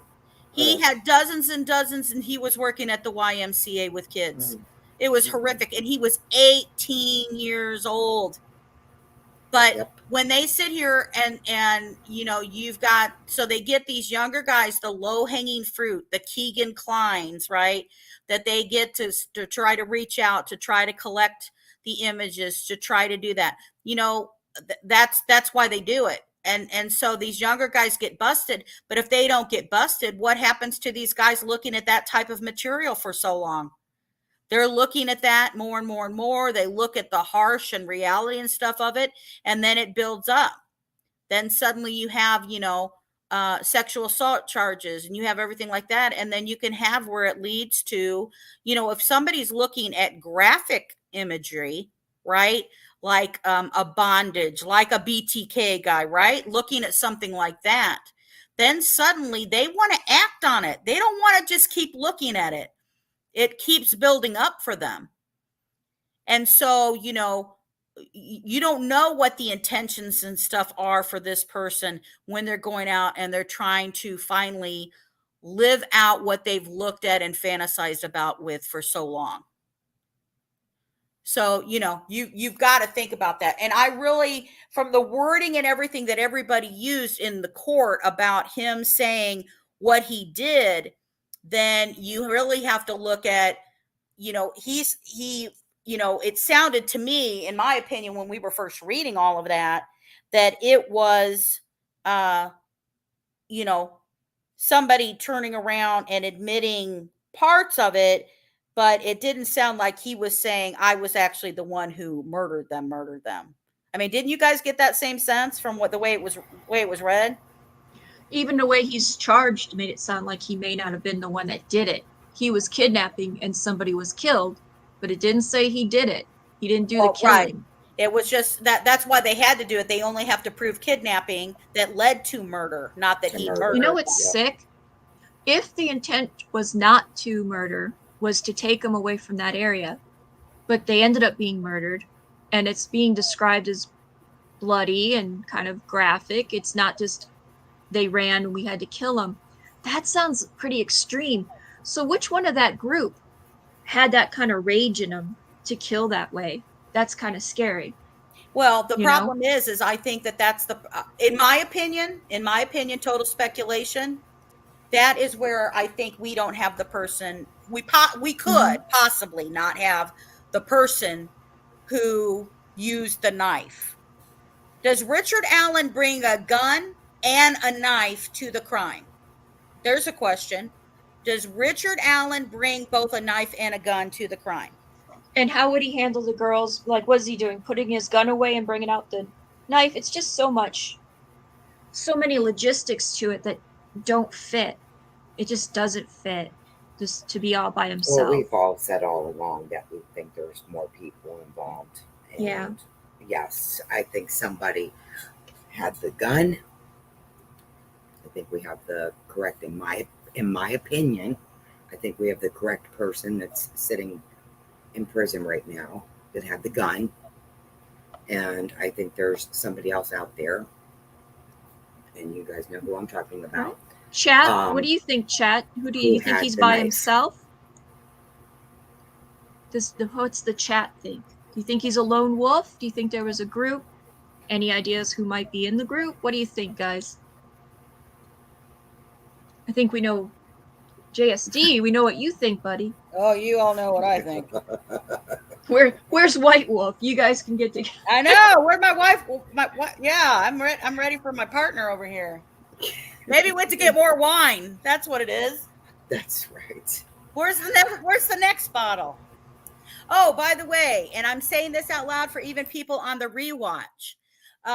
We are thinking of possibly continuing like a night that would be our focus of true crime and wine, which would be a little more engagement like this. And if we do through the true crime and wine, we may do a featured wine that we're all going to taste together. Don't know if anybody would have an interest of that kind of thing. Maybe we pick a wine that we're, going to all go out prior to a show and let you know that is the featured wine of the show. Don't know what your thoughts and stuff are on all of that, but is it okay if it comes in a box? I don't know. Oh, that's back in the day. Well, what was it called? What was the brand called again? Remember the cheap brand? Oh my God. Oh, and you just take the bag out and carry it with you. Oh my God. I'd like mine put on an IV. Stopper I'd like attack. an IV, please. And it had a little stopper, and you could put your mouth under it. Exactly. Just, Oh my Lord. oh my This is God, that not was good. last week. That would make the beeping a little less irritating, right? You know, when it runs out and you're like, man, when will the nurse come back and fix this? fix this damn beeping. Hook me But up if it's again. telling me I'm out of wine, then that's great, right? You know what I You mean? keep pushing the button for the nurse. The nurse button. Help me, help Like, me. hello. And you're all like, bartender, nurse. We will not discriminate in whatever type of wine anybody needs to purchase. God. If you funny. need it in a box, if you would drink it with a fox, whatever you need to do, you can do whatever you need to do. If it's Diet Coke, we don't judge. We don't care. We're just I have cookies. I have magic cookies. whatever. So back to chat, we got some people talking to Yes, us. Samantha says, Yeah. Timing argues against lone wolf. Agree with you, Samantha. Absolutely. If I had prizes, I'd give you one. Absolutely, I agree with you too. Let's see, Yeah, Darren. you get a prize, you get a car. Yeah, you get a car and you get a car. You get a box of wine from Kel. You get a box of wine from Kel. Let's my kind of God. see group of power players in Delphi. Agree with that too. Mhm. We have the Yes. smartest people who come and watch, right? Yes, we do. Don't you think so? I mean, people always come over here and they know their shit, right?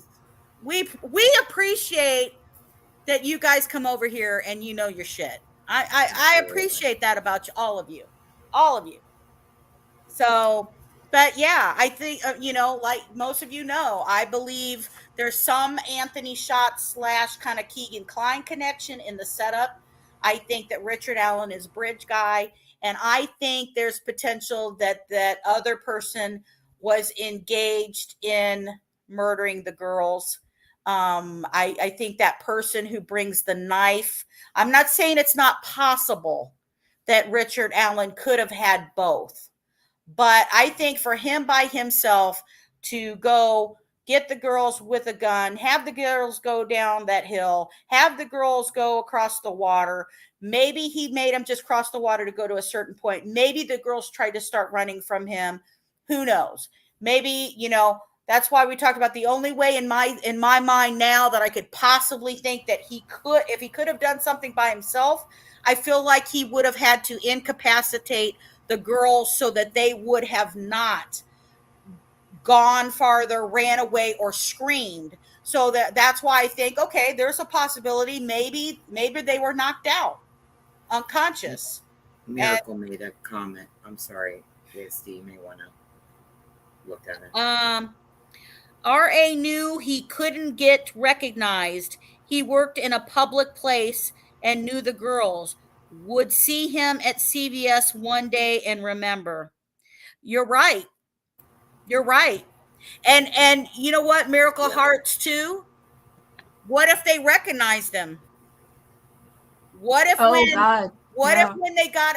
when he doesn't really see them because he's kind of covering his face, he gets the prog girls, he tells them to go down the hill or whatever, and he's sitting there, and what if one of the girls look at him and go, they just recognize him. I know It's you. like, aren't you the little gnome? Or I Aren't know you the angry gnome? Yeah. But no, they were in there buying candy or, Right. whatever. Right. At the CVS, there's plenty of. Sure. And things it's a for small kids to go town. in There's there. not a lot of places to go. Of course they're going to get in there eventually. Hang Wasn't it by their out school or- too, I think? Sure. Right. And It's get- near, that CVS is right near the middle school and the high school right there on the same side that gas station was that was implied that Keegan Kline was sitting at, right? Waiting at that gas station at some point during that. Right. Also, his face covering may have fallen down during the struggle, causing recognition, and he panicked. Absolutely true. Yeah, sure. Absolutely true. I agree with that. Could have happened. So, There are so many possibilities, unfortunately. yeah. I mean, I'm hoping we'll find out. I will say this. I mean, I feel like, and I don't know what all of your guys' thoughts and stuff are, but I feel like that after that court date on the 15th, I feel like we went from a little bitty step that we thought was going to happen on that day to a huge leap ahead of where we thought we would be after that happened.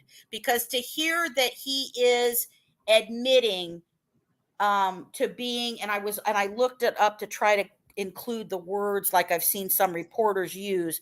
So I want to try to use some of the wording that I saw. But when they talk about, hold on, come back to me, don't go away. La la la la la la. Here we go.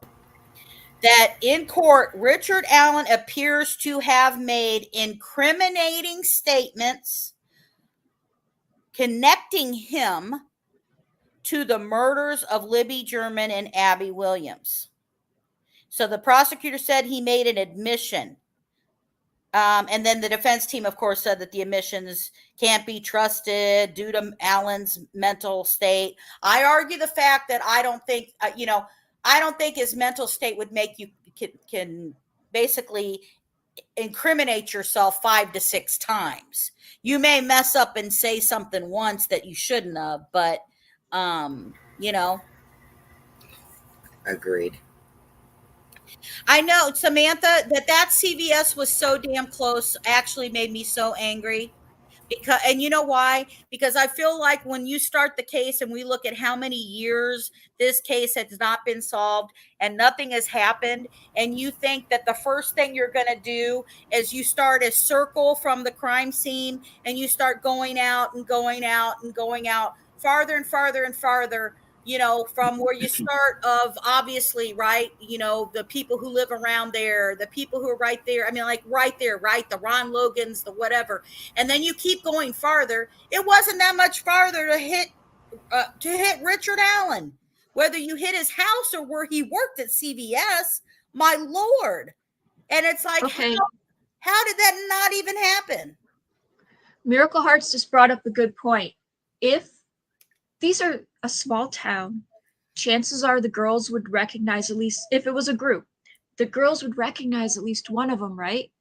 So how are they going to let them, their end game couldn't have been let them go, right?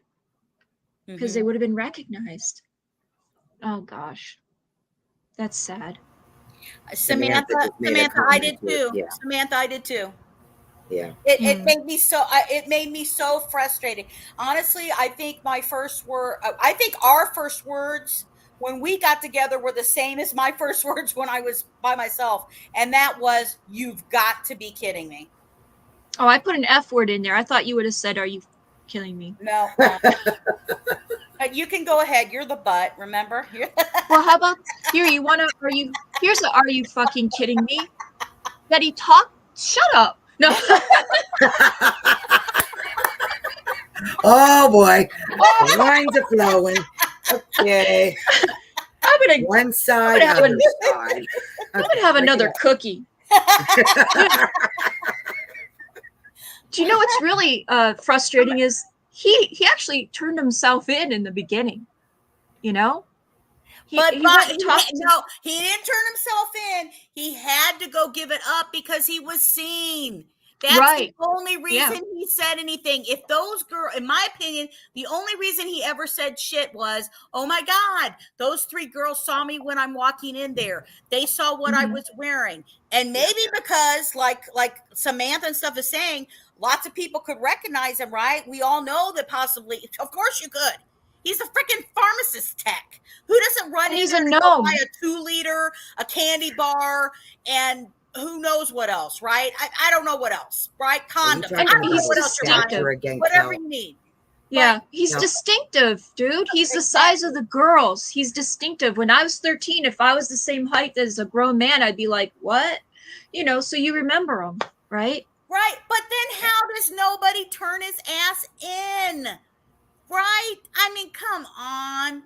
Especially, that's what's hard for me to understand.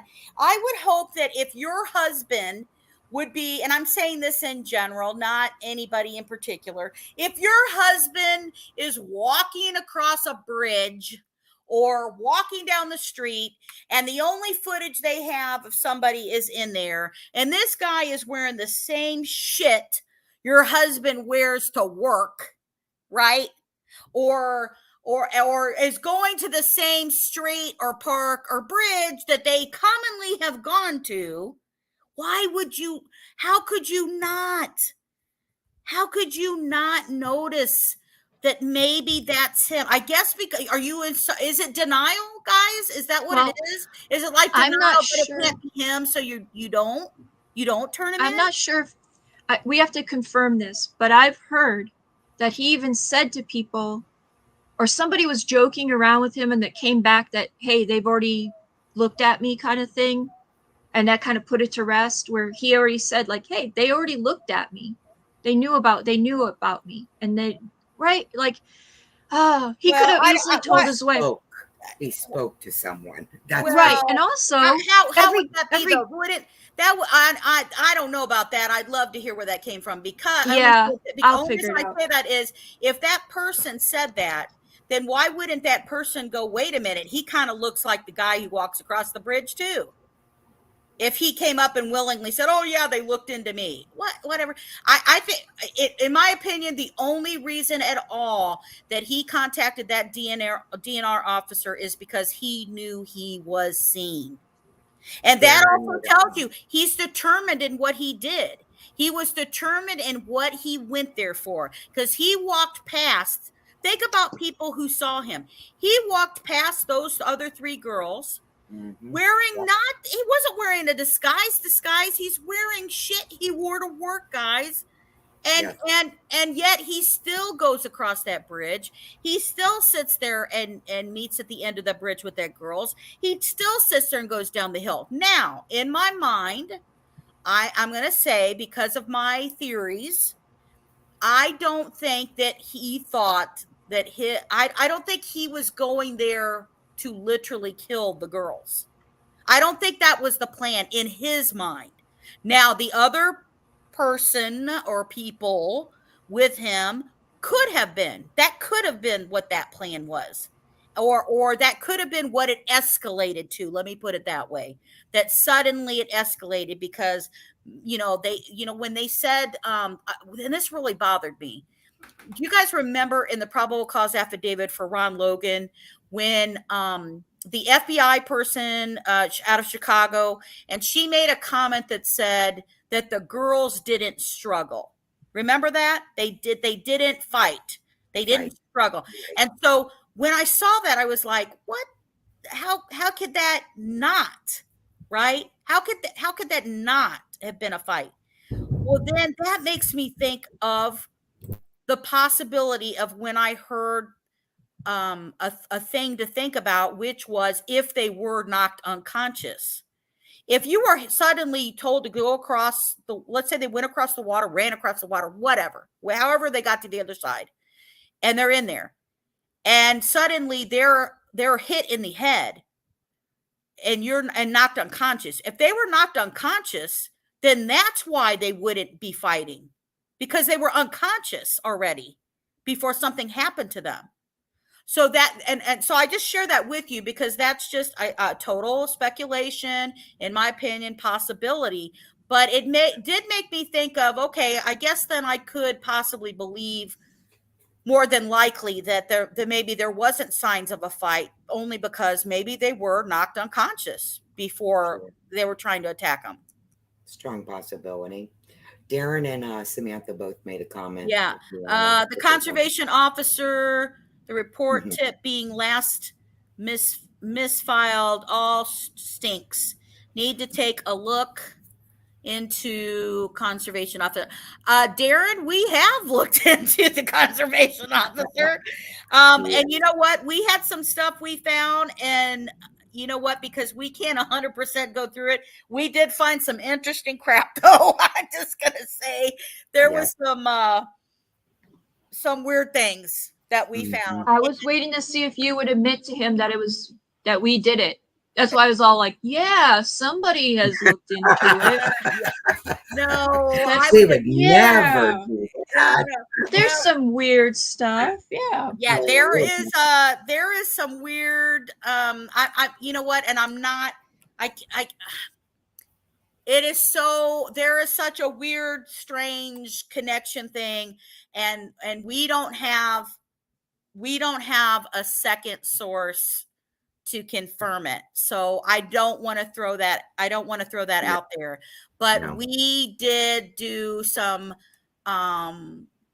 diving into connections in DNR officers, and we found some weird stuff. If we find a second thing that confirm it, of course we would share that out, but we don't. Absolutely. I mean, and if it was something that I could widely speculate and give that, I'd even give it to you that way, but we can't.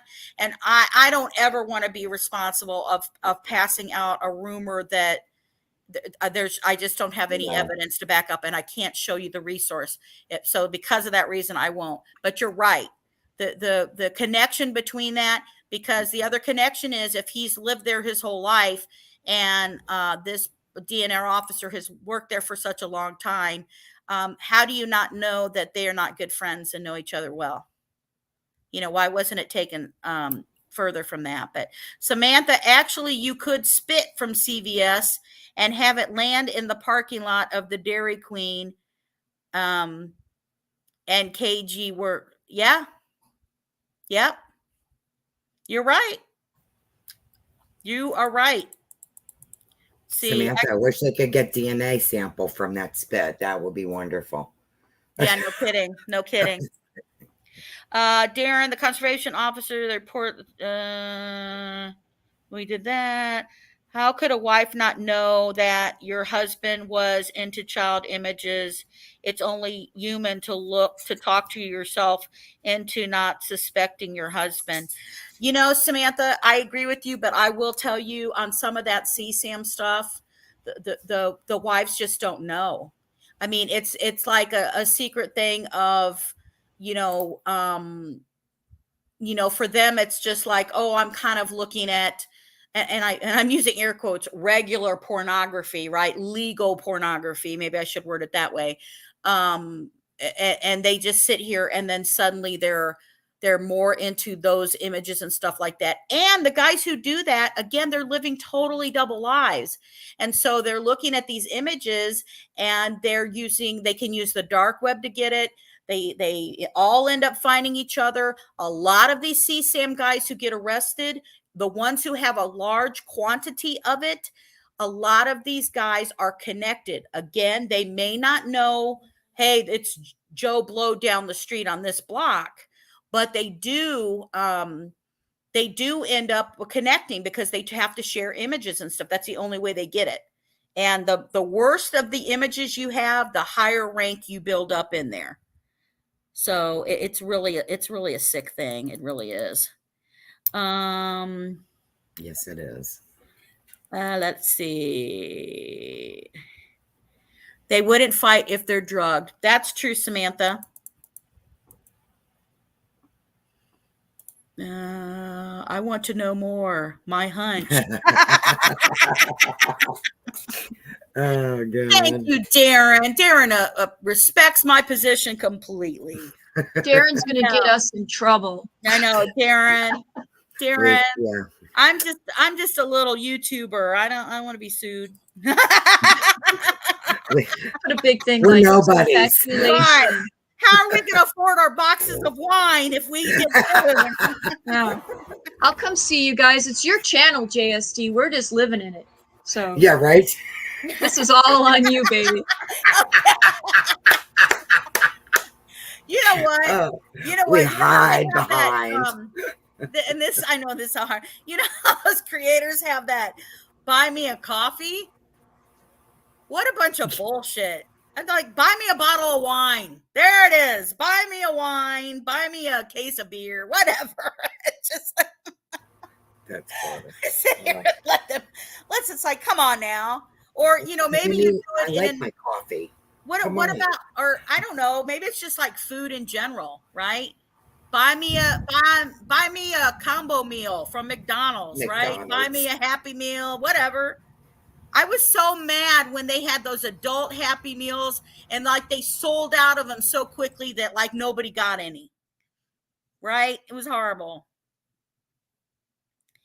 Say what? I wish I could. Did you say adult themed Happy Meals? Right. The adult Oh, we could make so much money with that. We need a bigger box. No, you don't get a God. toy with it, folks. It is a Big Mac and fries.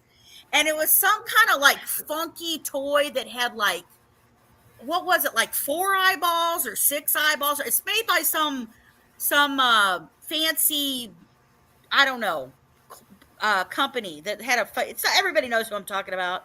It was like in there, and then all of a sudden, it was right after it came out. McDonald's had to use social media to go out because I know you guys all want to know this shit, so I'm going to continue. So McDonald's has to come out. And they put out there on social media to beg adults to please stop buying the adult Happy Meals because they were running out of Big Mac buns. And they're running out of toys. Oh my damn. So I thought that shit was hilarious. You're cut like, off. Come on, You're give cut us off. something. Give us something. It's like Jesus Christ. She must have had too many cookies in her Happy Meal box. Anyway. Okay. What? Cookies? Cookies. Cookies? I knew that would wake you up, Kel. They're my magic cookies. I think more. I become so creative. Yes, we know. No, guys, I figured out why his car's parked all the way there, and he didn't care if it was parked all the way there. Because he wasn't going to be taking him to the car anyways, even if they were leaving, even if they were taking him away. Didn't matter if his car was that far away. But we're not going about that, so I'll shush up. No, I challenge you on that. Here we go. Oh, God. Obviously, that was an easy place for him to do. He didn't want his car parked in the regular parking spots that people did to go to the park. So he knew he had to park it off to the side where he can't. I'll tell you what, if anything, if you follow this case for a long time, guys, you know that shit pissed me off too, because it was said for a very long time that there was a gentleman who worked across the street from that CPS building who saw vehicles there, right? Mm-hmm. He sees the vehicles there. They sit here, and even in the press conference, we showed it. In the press conference, the police said, this vehicle, if you had a vehicle there parked between noon and 5, that please contact us, right? If that was your vehicle, please contact us. They didn't say what color the car was. They didn't say anything else about it, but yet they let going on. I mean, I always wondered, why did they not do that? That could have been a way for somebody to easily finally say, hey, the guy at the damn CVS building drives that. That the guy who works there, or the guy who lives not so far from here in Delphi drives that kind of car. Why would they not say the car? They never said the car. I don't get that. Darren knows his stuff. Darren knows this. Darren knows this case, dude. We got to hook up with Darren. He knows this. He knows it was the exterminator. Yeah. He's called in. Hasn't he called in to other shows? I think he was going to herd them into the tunnels, Samantha. Ooh, Samantha knows about tunnels there. I want to know more about those tunnels. Karen Barber says BH, I almost said the entertainer, the exterminator. Oh my gosh. Yeah, that was the guy. He's called in and supposedly called in to another channel. And right. Well, I heard that when that started coming up with Gray Hughes, because he used you said it. Yeah. I mean, I have no problems mentioning Gray Hughes. I didn't know if I could say other channel names. Well, we know Gray Hughes. Because, he started calling Gray Hughes very, very early on. He was talking about the car. He was talking about the vehicle. And he said that when that, first came out with the police and stuff as well. They did not tell us what car. They did not tell us. Now, what's interesting is, and I don't know how you guys all feel about it, what are your guys' thoughts about that? They listed a lot of cars there, right? There were a lot of cars. what if the other part of, have you ever thought about maybe that the reason that there are other cars or other people there is because these were other people that were supposed to watch out that nobody would come, that nobody would see them, and they would be able to notify somebody if somebody's walking in or if somebody's Bingo. doing this. And so Right. other people are watching to make sure that nobody is coming a certain way or Is going in approaching that area. And that's why he could park that far away, because he was never going to walk those girls to his vehicle anyways. See what I mean? They weren't going to go into his vehicle. Right, Darren. And They then- did. They did. They said, and you know what? I think that vehicle that was there earlier in the day was to scope out where everything was and to look at. And in my opinion, I think that they looked that area up because the second person who could have been down there with Richard Allen could have already been waiting over there in that section when he got the girls to go down the hill and specifically that direction, because he was trying to take them maybe to where a second person was waiting, in my opinion, a theory. But those other cars could have been other people in there. And the other thing I'll point out, and we've talked about this too, there are other witnesses who have not been listed yet. We know of other people who were there that day who have not been listed. And it was said that they saw people. And maybe the people that they saw was not Richard Allen, guys. Maybe the people that they saw was somebody totally different. And they're not going to be named until we see a probable cause affidavit for, I don't know, maybe that other person that they're trying to get. And that the only way they can get that other person is by finally having confirmation from, maybe it's Richard Allen who has to say it. Yes, I was this part, and this part. This is what happened. This is who helped set it up. This is what, when I got out there, this is who was there with me. And this is what all went down. I agree with you 100%. Samantha saying tunnels go all under Delphi. That's just scary in itself, Samantha. Darren says he agreed. We used to have, I went to a college where it was very cold there. And so when it was originally built, there were tunnels going from buildings to buildings. So I'm not surprised that there's tunnels, but I'm surprised that all these creators that go there and make videos and stuff, why hasn't anyone showed us the tunnels? Access? Don't know. There should be Samantha, maps of them too. Samantha, if you have maps or something of the tunnels, if you would email that to me at Justice Served Daily, I'd love it. Wouldn't those tunnels be public records? Somewhere in the public records of the town would have a map of them, like where they are. If you know where to look for them, sure. Like a lot of people Because may not. Even like if if you're going to dig on your property, you have to have them come out and mark where gas lines are and stuff. Well, you need to know where those tunnels are because you could accidentally disturb that. So there's got to be it has to be able to be searched. All right, I got something new to do. There you go. Okay, There's a job. what's being said?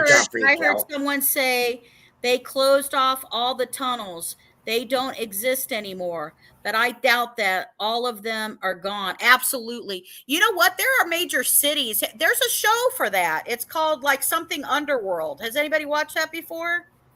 Mm-mm. It's like something Underworld. I think it's on the History Channel or whatever. There are towns and cities all over the place that have underground tunnels and stuff like that, have had underground cities and stuff that you can still walk from one area to the other area all over the place. Disney is completely underground. They want to keep the mystery of Disney. So all of the characters travel underground, all of the employees. It's a whole community. I mean, so yes. And since we're talking conspiracy theory and I'm having a hell of a fun time, let me add this point. Oh, God. Here we go. Let me share something else, guys, that maybe you don't know, but that we figured out some things one day that also I'll just share with you. You know, we were sitting here and we were talking about Again, because I'll speak for myself. I believe that the Keegan Klein thing is connected with the Anthony Schott setting up the meeting and doing all of this, however that may be, but I can't get rid of that. And so one of the things that, we know that Keegan Klein had shared was that the police were not believing stuff that he's trying to say for Delphi. Now, that could be because they know he's a liar and they need more than just his comment to say it.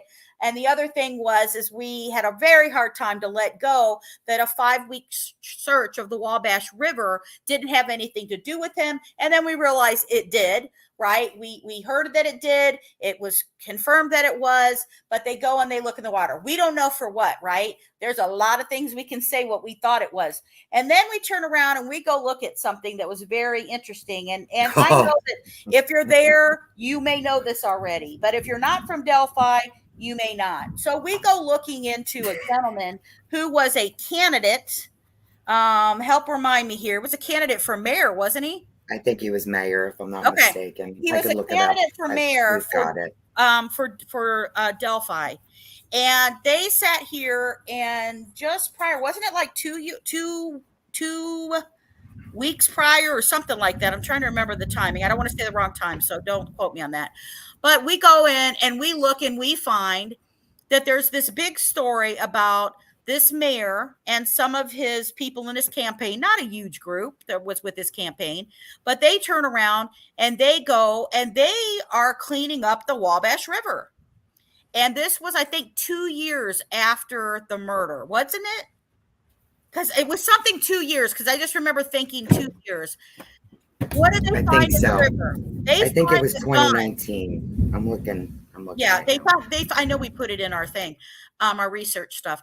They find a gun, and they turn around, and you're like, what the hell?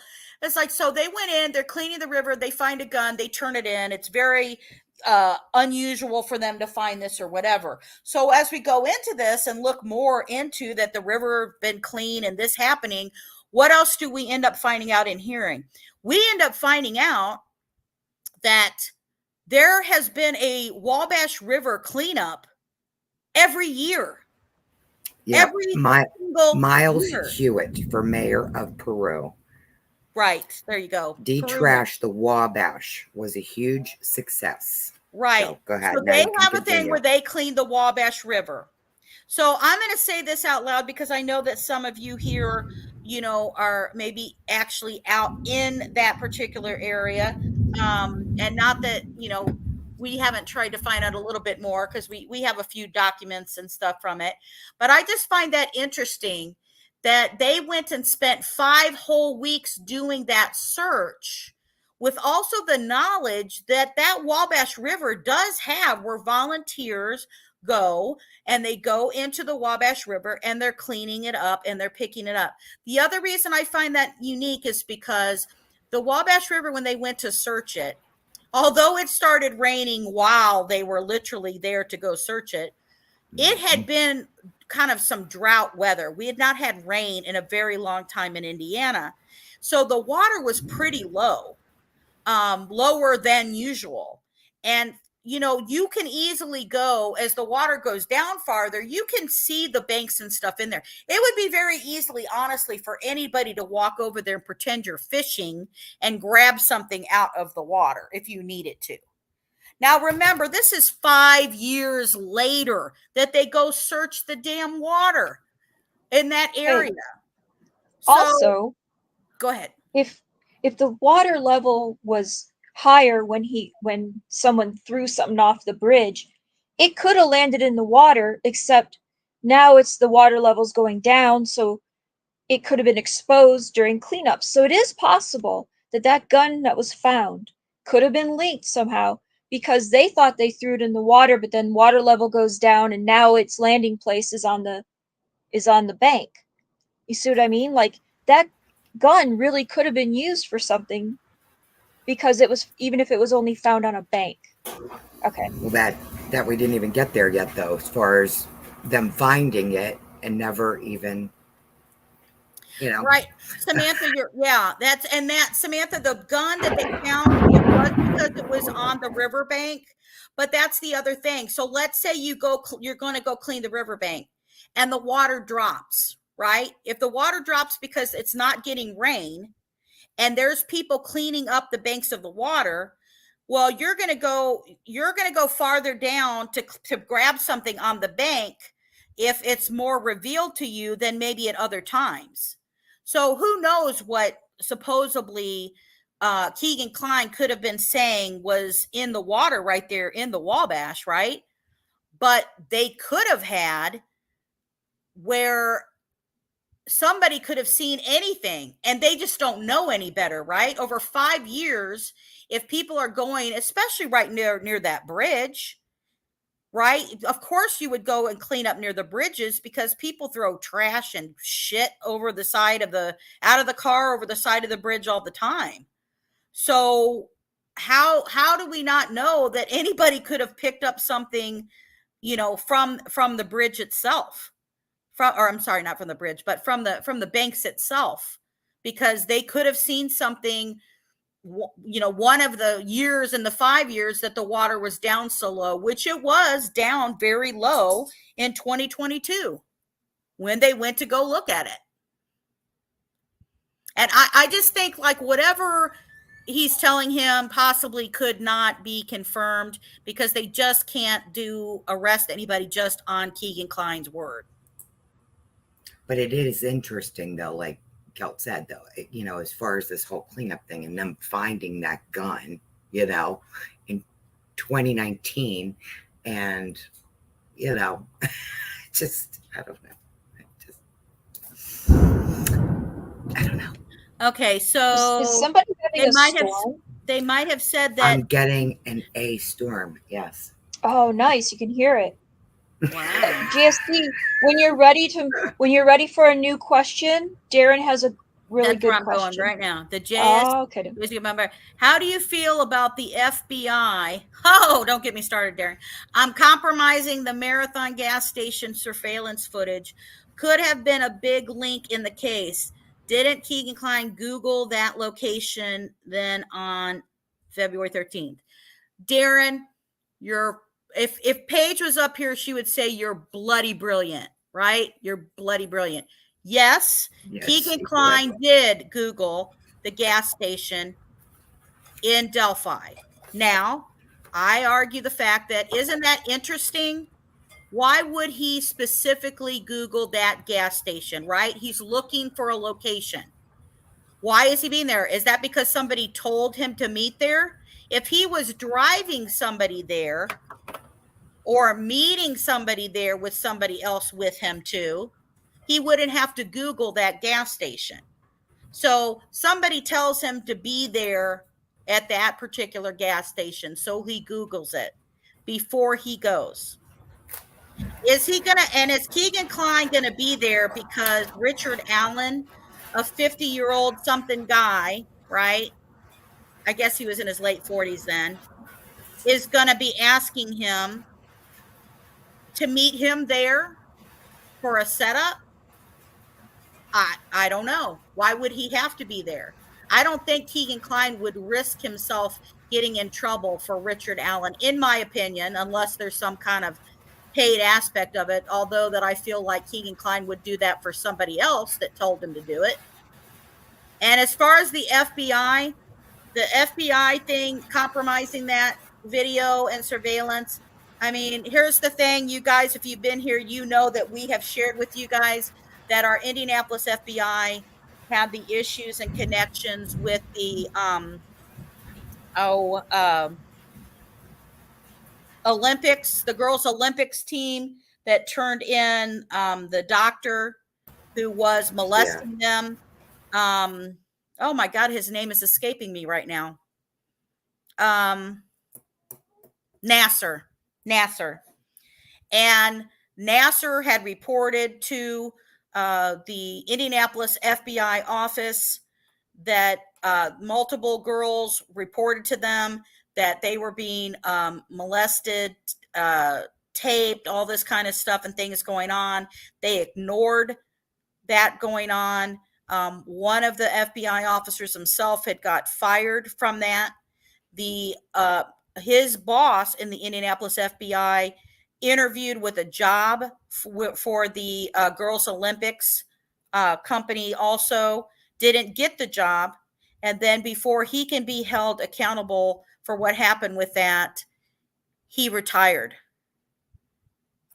So, you know, that kind of concerns me, only due to the fact that when we're talking about video that could confirm honestly that Keegan Kline was there and what vehicle he was there in, and a CSAM connection, it worries me because of the Nassar thing, and all the scripts and stuff that happened with that. So yeah, I think I just can't imagine. You know, you would normally think it's okay that the FBI is going to make sure shit doesn't screw up. And remember, at first they were trying to say that also that the FBI had the paperwork for the DNR officer having the discussion with Richard Allen, and said that it was quote unquote misfiled. Now they came back and pushed back on that, but that doesn't mean that something didn't happen there. Samantha, people throw drugs out of the cars along that road if cops are following. Absolutely. Absolutely. Agree with that. And let me say this, we also acknowledge the fact that there are, you know, and you know that Keegan Kline had that connection too. He had the connection with the pot delivery business, right? The membership business that he had and he was connected to.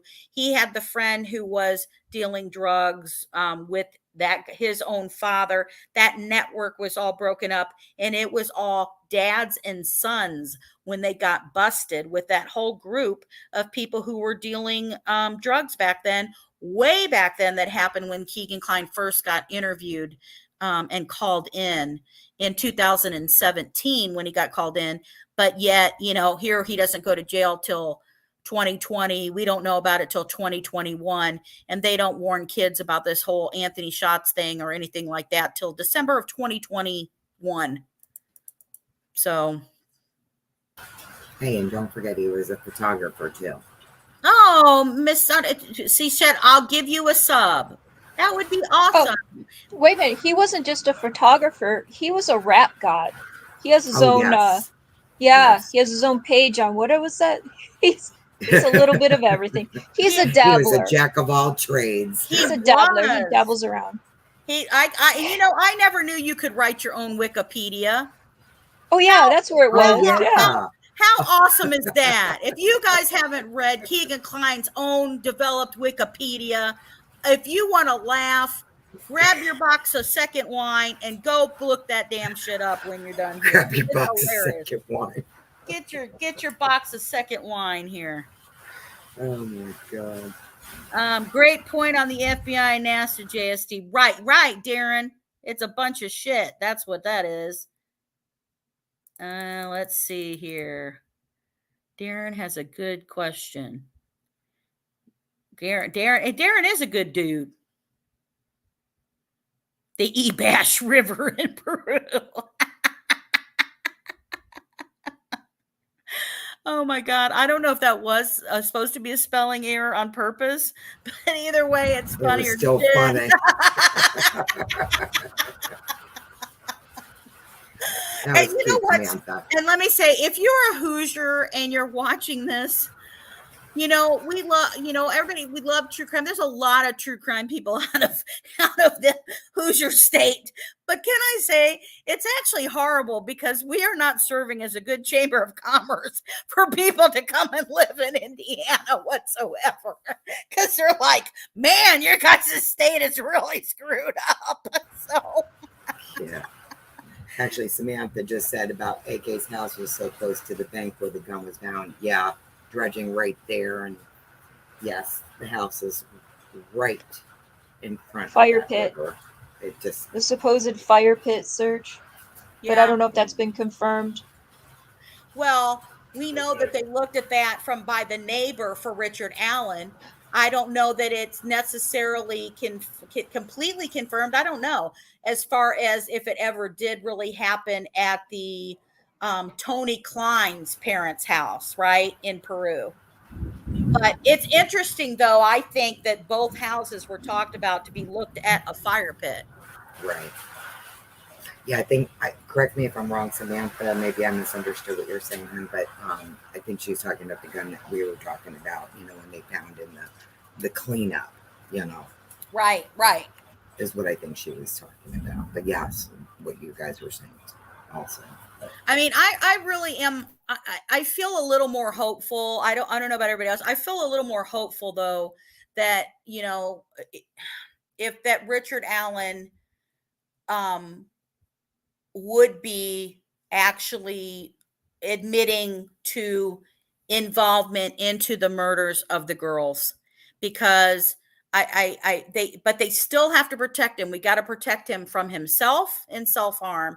We got to protect him from other potential,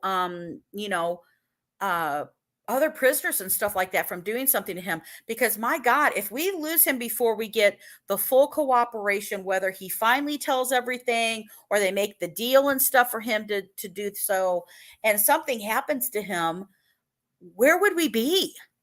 Where would we actually be? I just don't think that we're going to, I just don't think that we're going to be able to solve this case completely and truly feel like we know everybody involved until Richard Allen gives it up. Because I feel like that the police do feel like there's a Keegan Kline / Anthony Schatz involvement, because remember, he did admit that he started the Anthony Schatz profile. Anthony Schatz is who got all those images of all those girls that were from Indiana already. We already know all of that. So the charges that haven't happened to Keegan Kline is what are his connections to the Delphi case. Maybe that hasn't happened because they don't know the total full connection of what Keegan Kline has done. Was he setup guy? Was he hand over the password and stuff like that? Did he sit here and Keegan gave it to somebody else and somebody else gave that sign in and stuff like that, maybe to Richard Allen, and let him use the profile or a device or something that had it all on there? Who knows? But if we lose Richard Allen, how do we solve this case? I don't think we can.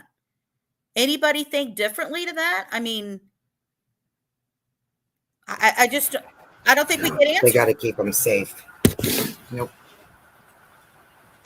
I think. Okay, so here's an argument for actually giving what the defense is asking for, because oh God, here comes the butt.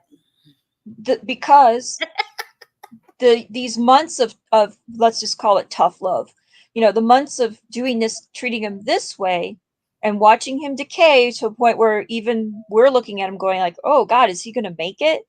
So maybe we should give him a little bit of what he wants.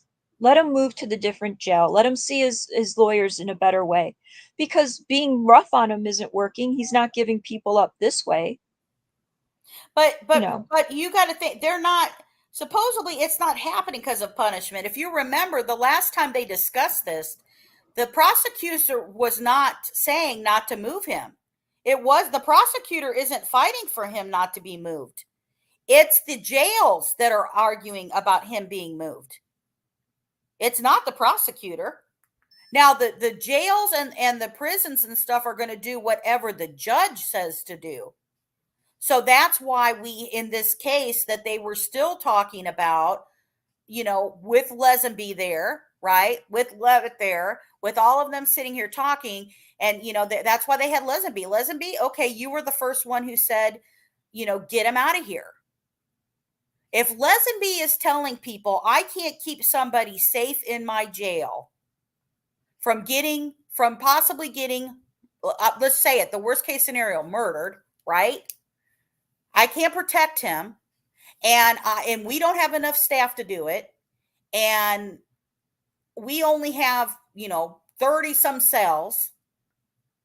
So we wrote it. The previous judge prior to you, before you got here, okayed it, made sure we had the right stuff, moved him for his safety to prison. And remember how late before the defense even wrote anything about that Richard Allen was being treated harshly. It did not come up not that long ago.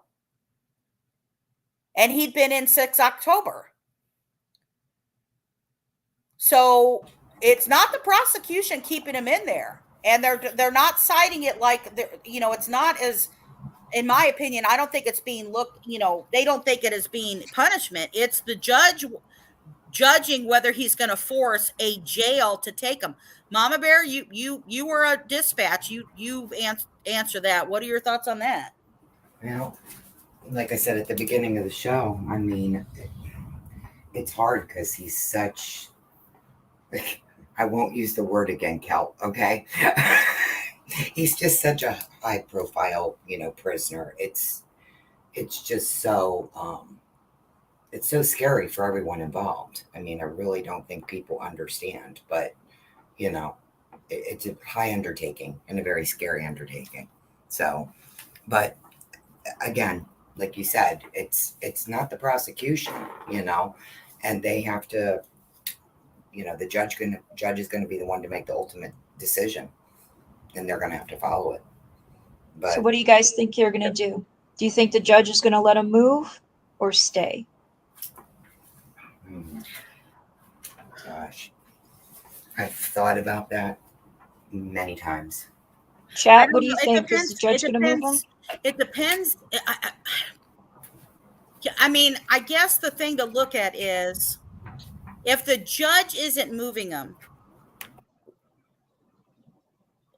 or the judge moves him now, either way, is that going to be held against the prosecution or give any possible way for them to say, this is reason for appeal?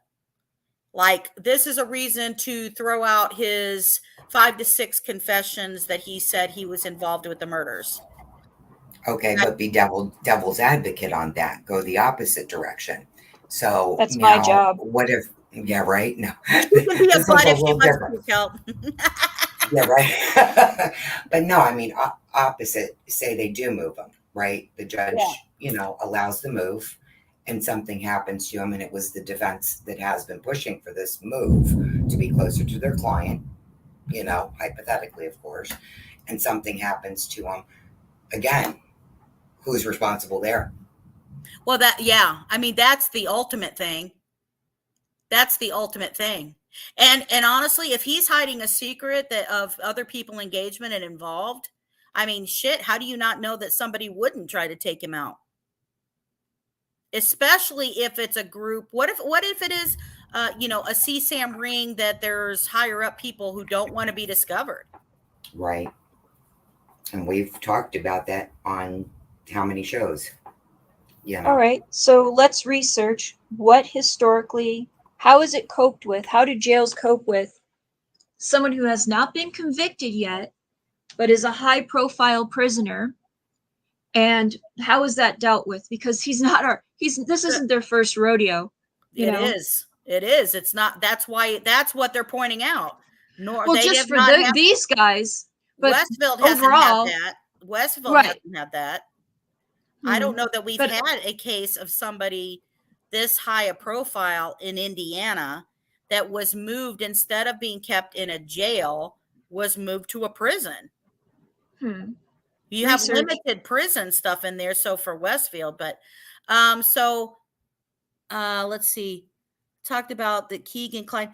You know what? I haven't heard that his dad wasn't there. If you're talking about the first search warrant done in February of 2017, because on February 25th of 2017 is when Keegan Klein and his father, Tony Klein, returned from Vegas.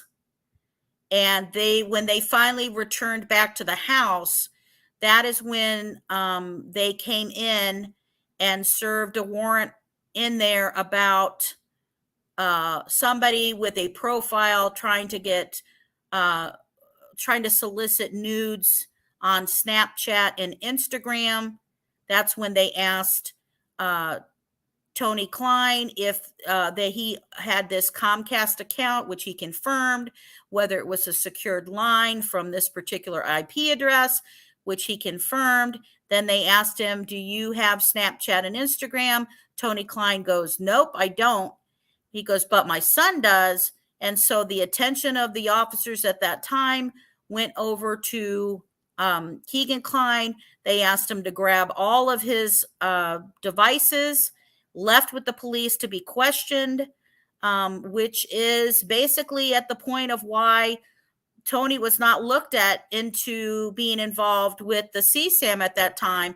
They didn't remove any CSAM device that individually Tony would have owned, although I argue the fact he didn't have to own any because he looked at, in my opinion, he looked at devices that belonged to Keegan. He wouldn't have to have his own devices. He could look at any of Keegan's 6 devices he owned. Of course, Keegan left behind the one sitting conveniently inside the microwave because that's where you keep your phone.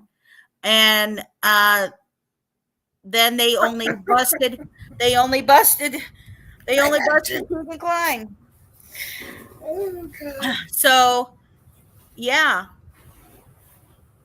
I think that that was kind of a thing. And remember that actual probable cause that got them in the door was because another girl with Anthony had Anthony Shots' profile communicating with her. She shared her address with Anthony Shots to be able to come over to her home one day that they would schedule. And when she comes home from school, there's a man with a ski mask looking in her window. JSD, should there be a police report for that? Was it ever reported to the police? Yes, it was reported to the police. It was reported to NetMec. And then that's how NetMec started the stuff with the police department. Then there was warrants issued for Comcast, Instagram, Snapchat to get all those records. That's how they found the Klein's home. And then after they got into the Klein's home, Keegan Klein freely let them see all those devices. He didn't hold back any of that.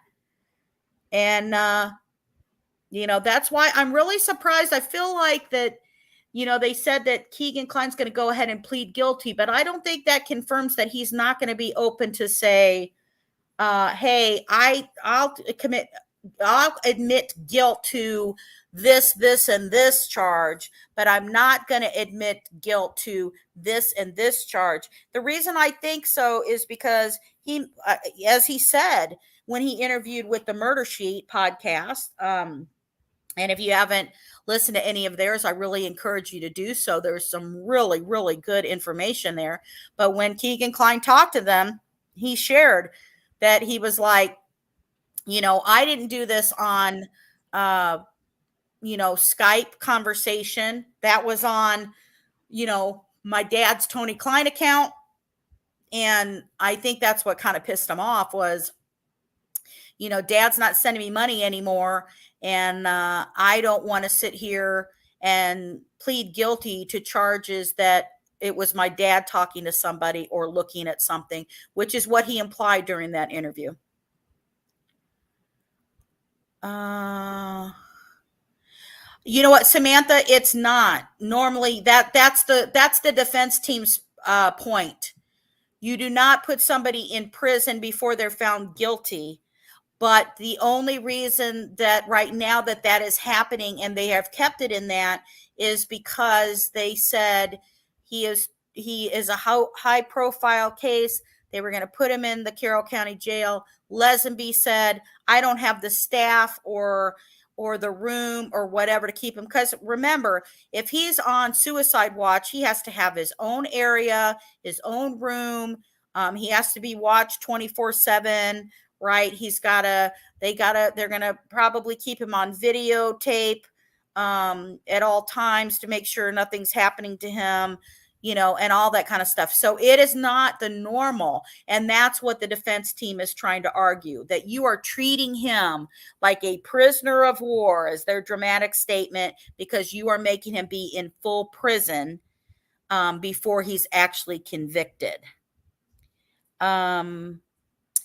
Samantha, Keegan Kline did make the statement that he should have left instead of taking a nap before the first search. Yeah, he wanted to get out of town, which means he knows something. And remember, everybody needs to not forget that, I'm going to start forgetting shit here. That Keegan. Too much wine. Yeah, I know, it's over. Box 1.5. So you've got, I don't know why I thought that was funny. Now I've got to concentrate. Oh yeah, that's what I was going to say. So Keegan Kline, while he was in Vegas, it's okay. I'm kicking. Keegan Kline, while he was in Vegas, was Googling stuff like, how long does DNA last? Remember all that stuff he was Googling? He was Googling about the case. He was Googling about DNA. He's looking up this shit, right? Why? Why would he be looking that up if he didn't know what happened and what was going on? I could totally see Googling the case, right? It happened near his town. You could say, yeah, you Google, but DNA thing, nope, that's odd. That's a little odd one. You have to add the odd that he created an Anthony Shots account that was speaking to Libby, and he's Googling the case in Vegas. Come on now.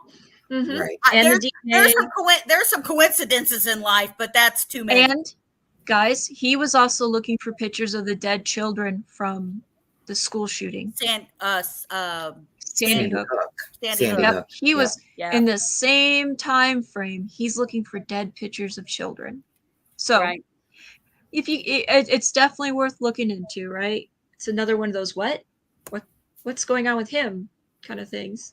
Yeah, and you got to remember, guys, there's stuff that when we go through it, I mean, you know, at a certain point, there's some things we can or we can't confirm. I mean, and I know there's lots of rumor mill shit that goes out there, and when we speculate or say we're not for sure, we're going to tell you. But you know, when we have something, you know, for instance, that is confirmed, I mean, I always found it was very interesting that, you know, a man in a black mask looking into girls' bedrooms, that's not the first incident that we found. I also found the you know, a person in Young America, which is exactly where Keegan and Tony Kline lived, with one of Tony Kline's or with Keegan Kline's mother and his step siblings, that when he lived there, I mean, in Young America, there was a girl who had somebody with a black mask who looked in her bedroom as well and had reached in the bedroom to also do that. So there was a total of 3 incidents that had happened around that area with black mask. Wow, my mouth is blah. With black mask. I think I can literally see my lips going, right? They're literally like, they're just going like that. I think I think I'm seeing my lips do that physically. Whose dad was accused of being a peeper? Yeah. Yep, Keegan's dad has there's an interview on Murder Sheet when he was that he was a peeper. Right. Yes, he was. I'm not saying like it's just another one of those little like, wait a minute kind of moments. It's not saying, oh, he's guilty, but I'm sorry I interrupted you, JSD. I'm gonna go back. I was watching my lips. That's I really remember. Let's we'll have see. a cookie, Cal. Darren. I know now I want a cookie. That's not fair. I'll send you some magic cookies. We'll share with you. Never mind. Okay, Darren, JSC, do we know why Toby Lesenby was ever questioned? I think it was the mustache, Darren. I think the mustache did him in right there, right? Nope, it's the butt. It's the badonkadonk. No. Oh my God. Yeah, man. That to me. What? Yeah. I don't know if it's talking to me. You would have called me a butt. No, man, you didn't see the video of Tobe standing at the podium and his big old butt. No, I did Oh not. my know. God. Lord. It looks like he's wearing a diaper. I was not. I was Man's not. been doing power squats. I Ugh. can honestly say I have never looked at Toby Lesenby's butt. I have. Okay, I will apologize to everybody in here right now for the show taking a really serious left turn that should not have been taken. Okay, so please forgive us, guys. Now, look, See, we have I'm getting back up in chat. We have to. Right. We have to. You're supposed to be acting up here. Listen, we do this. Huh? We do this so that we have mental health breaks from Yep. our cases. Yes. That we have. Hey, Yes. even like police officers that I've known and been related to, man, they have what's called gallows humor, and that's just coping mechanisms. You know, and to the outside person, it's like, oh, you're being horrible to the victims, but we're not saying anything about victims. We're making fun of these horrible people, you know? Right. But it's a common coping mechanism, folks. The actual sheriff. Anyway, Darren, I'm so Wait. sorry. I was trying to professionally answer your question. So, why was Toby Lesenby ever questioned? Oh my And just seems bizarre. The sheriff questioned in a double homicide in his county. Right. He was turned in as a potential suspect. He even admitted that. Right. He admitted that. JSD, true or false? Was his truck parked in the cemetery all night and he lost his keys or locked his keys in there? Is that true? Who? Tobes. Is that true? Not heard that. Okay. That's a new one to me. Yeah. Yeah. I need to try to I don't know how to confirm it, you know, but we'll see. I think you should call him up and say, I think you have a badonka butt. And by the way, I'd be like, have you not ever only- locked your keys? Have you ever locked your keys in the car? And like, then hey, baby. Because you're on the phone with him already, Darren wants to know, why the hell would a sheriff be turned in? It's a potential thing. Now, Samantha's saying to Darren, look at the first BG sketch.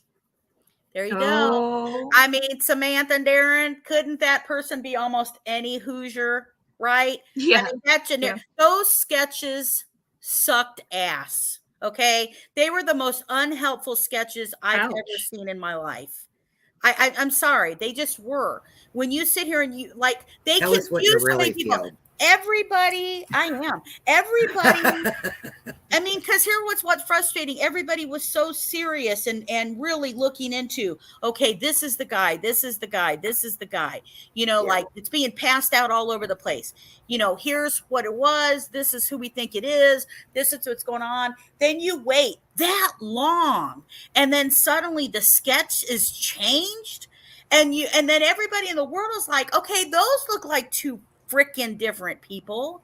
And then like everybody's going around going, oh, well, wait a minute. If you put them together and then turn one at 45 degrees angle and look at with your head tilted, then that'll show you the combination of the two of what the guy looks like. Come on. Wait a minute. Didn't Carter even say that? Didn't Carter even say, like, when you see who really it is, it'll be a mixture of the both or something? There's a video of him saying something about that. Right. Yeah. And that wasn't helpful. Yeah. And that wasn't helpful. It didn't help a damn person. It frustrated a lot of people who were using that. So let's see. Darren, man, I certainly see the resemblance. Okay, Darren sees the resemblance in the thing. Yeah, I think there was a lot of resemblance for a lot of people. Darren thinks Kelt's hilarious. I don't know how you think that, Darren. I don't know. I'm cute too. We do too. That's why we keep her around. Oh my God. She's our comic relief. It did cause chaos. I'm kidding. We love he had a different name on the truck that lost the keys at the cemetery. I would love to link with you and JSD. Well, Darren, we wouldn't mind linking with you too. Just to serve daily at gmail.com. Darren, are you single? And over the age of 40? Cal, gotta be single. I told you, you cannot date any subs. Get off that Oh, possibility here. I quit the channel. This is not. Oh, Samantha, thank you.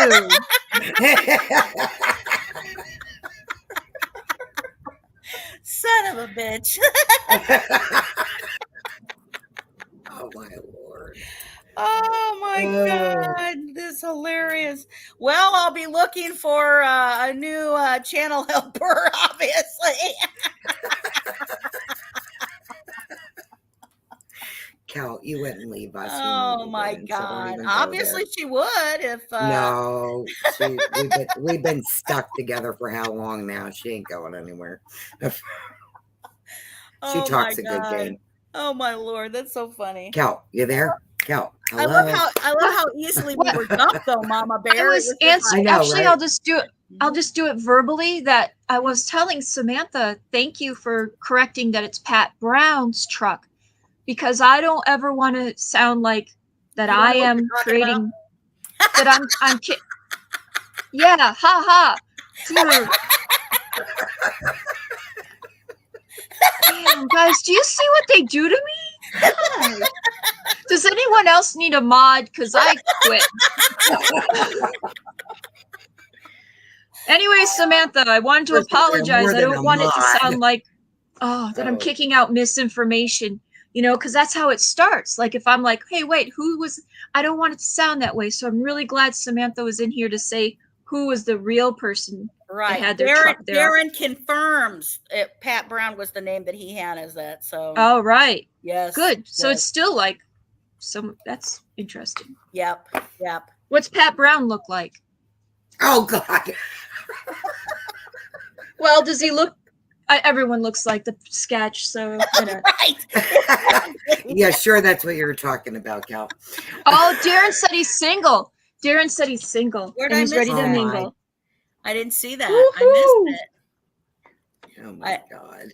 This show has really gone off the walls, man.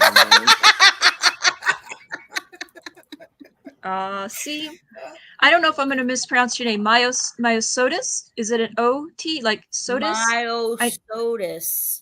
I know what it is because I looked it up. Myosotis. And I'm sorry that you have that. My mother has lupus, and I think, well, I won't disclose that, but my mother has lupus, and I'm really sorry that you're going through all that. We love you too. Aww. So, but if I mispronounced your name, I did say it right. Thank you. Oh, she said yeah. Okay. She probably said, Thank you. say it so slow, like, oh, like you have a brain issue, myosotis. Oh, I got a story about one time when I was teaching and I was trying to say these German names, but I was trying to be cool and say it with a German accent. Pat Brown, wait a minute. Is Pat Brown? Pat Brown's not a firefighter, right? Oh, did he say that he found the girls? See what Darren's saying. Wait a minute. Wow. She said her mom has lupus, not her. Yeah. Either but way, I'm looking at what he said. What's Darren saying? I wonder if we can confirm. We don't know for sure who found the girls. We don't know that for sure yet. We kind of do. Remember, we have those text messages. Yeah. We do have the text messages. Wonder if that's going to be released in any of the stuff next week. Probably not. Oh yeah, that's the good point. We didn't even bring that up. So everybody may know, if you look at the My Case stuff, that there was a request by the Murder Sheet for more information, for freedom of information, that normally you see certain documents are public knowledge when they happen. And so they filed, a motion to open some of the documents. So the judge, first thing that she did do was rule in favor of making certain documents, guys. So don't get overly excited. It's not every document involved. We're obviously not going to see details or whatever of everything. But so next week, there will be documents that will be dropped and you can open them up on the website. So I will let you know that, of course, we will pull those up and have a time that we'll kind of discuss if we see anything interesting there. Of course, we got to go buy some more wine before that happens. But and the big point, obviously, that the murder sheet made was, the judge is not going to open and reveal any document that's going to hurt the case. So don't think that, oh, wow, this is all going to be revealed and here you go. But so, yeah, I mean, I think that's kind of cool, that there's some information that got out there, and it wasn't that, they sat here and with the gag order that these certain documents wouldn't have been revealed. It was just that whoever the court clerk is always just kept all of those closed. And that's why they were like, hey, normally these things that are being filed, everybody can see. And so that's why it's going to happen. But we'll take a look at that and definitely let you know if there's any major breaking details that's in any of that. Yes, and I'm sorry your mom has lupus. Yeah. Prayers for her. We understand illness here. Yes, we do. For certain, unfortunately. Well, guys, let me tell you this. I had lots of fun. This has been lots of fun. I think it was informative, but we also had, like you said, our bit of a downtime too. Which, and we love being able to engage and kind of talk to you guys, because lots of times we provide info and details, and we're like showing documents, and we want to make sure that we're showing our sources, and we're trying to be accurate and make sure everything that's up there. And I know that can just seem, a little classroom like, right? That we're showing all these details, going through it. We do have our times of discussion with it, but we also wanted to have time that we could talk to you, that we could answer your questions, and keep this case, because this case is important. And I do think, in my opinion, I do think it has a lot of tentacles. I think those tentacles have to do with CSAM. I think those tentacles have to do with a potential child petty ring that's going on in Indiana. When people say about drugs and stuff like that, we are not saying that we don't realize and know that there's a drug issue in the state of Indiana. There is. We know that. I don't know how much that really connects anything from that. I really feel more it's a CSAM catfishing type of thing that's going on. That is, in my opinion. I know there's lots of other opinions in there. We respect that. We do. But we are only going to provide you with what information we can tell you that we know where it comes from, and we can show you where it comes from. So we appreciate all of you, and I appreciate the crew being up here. Paige over from Wells, who really should be asleep. Before we know it, she'll be messaging us, good morning, and up there. But is there any other questions before we get down from here, guys? Is there anything else we can ask? I honestly doubt that the full story for this case will ever come to light. Oh, Samantha, I pray so much it does. I really do. Samantha. Yeah. I really hope it does. And and I will say this, it won't come clean if we don't make sure, and they don't make sure that, in my opinion, that Richard Allen remains safe from his own self, as well as from other prisoners. And that is why it's important for them to make sure he stays safe. Yes. And I think also part of being safe is that his mental health is okay, that he does not hurt himself. Right. So agreed. Thank you, Darren. We enjoyed you too. Yes, thank you guys for being so, informative yourselves and pointing a lot of things out and interacting with us. We appreciate that. And we look forward to that when we do these type of settings. We don't get to do them frequently, but we do enjoy that. So, and it's hard from that. I've shared with a lot of you that I have my own health issues and stuff like that too. I love doing that. I want to try to help people and make a difference where I can on cases and cases I care about.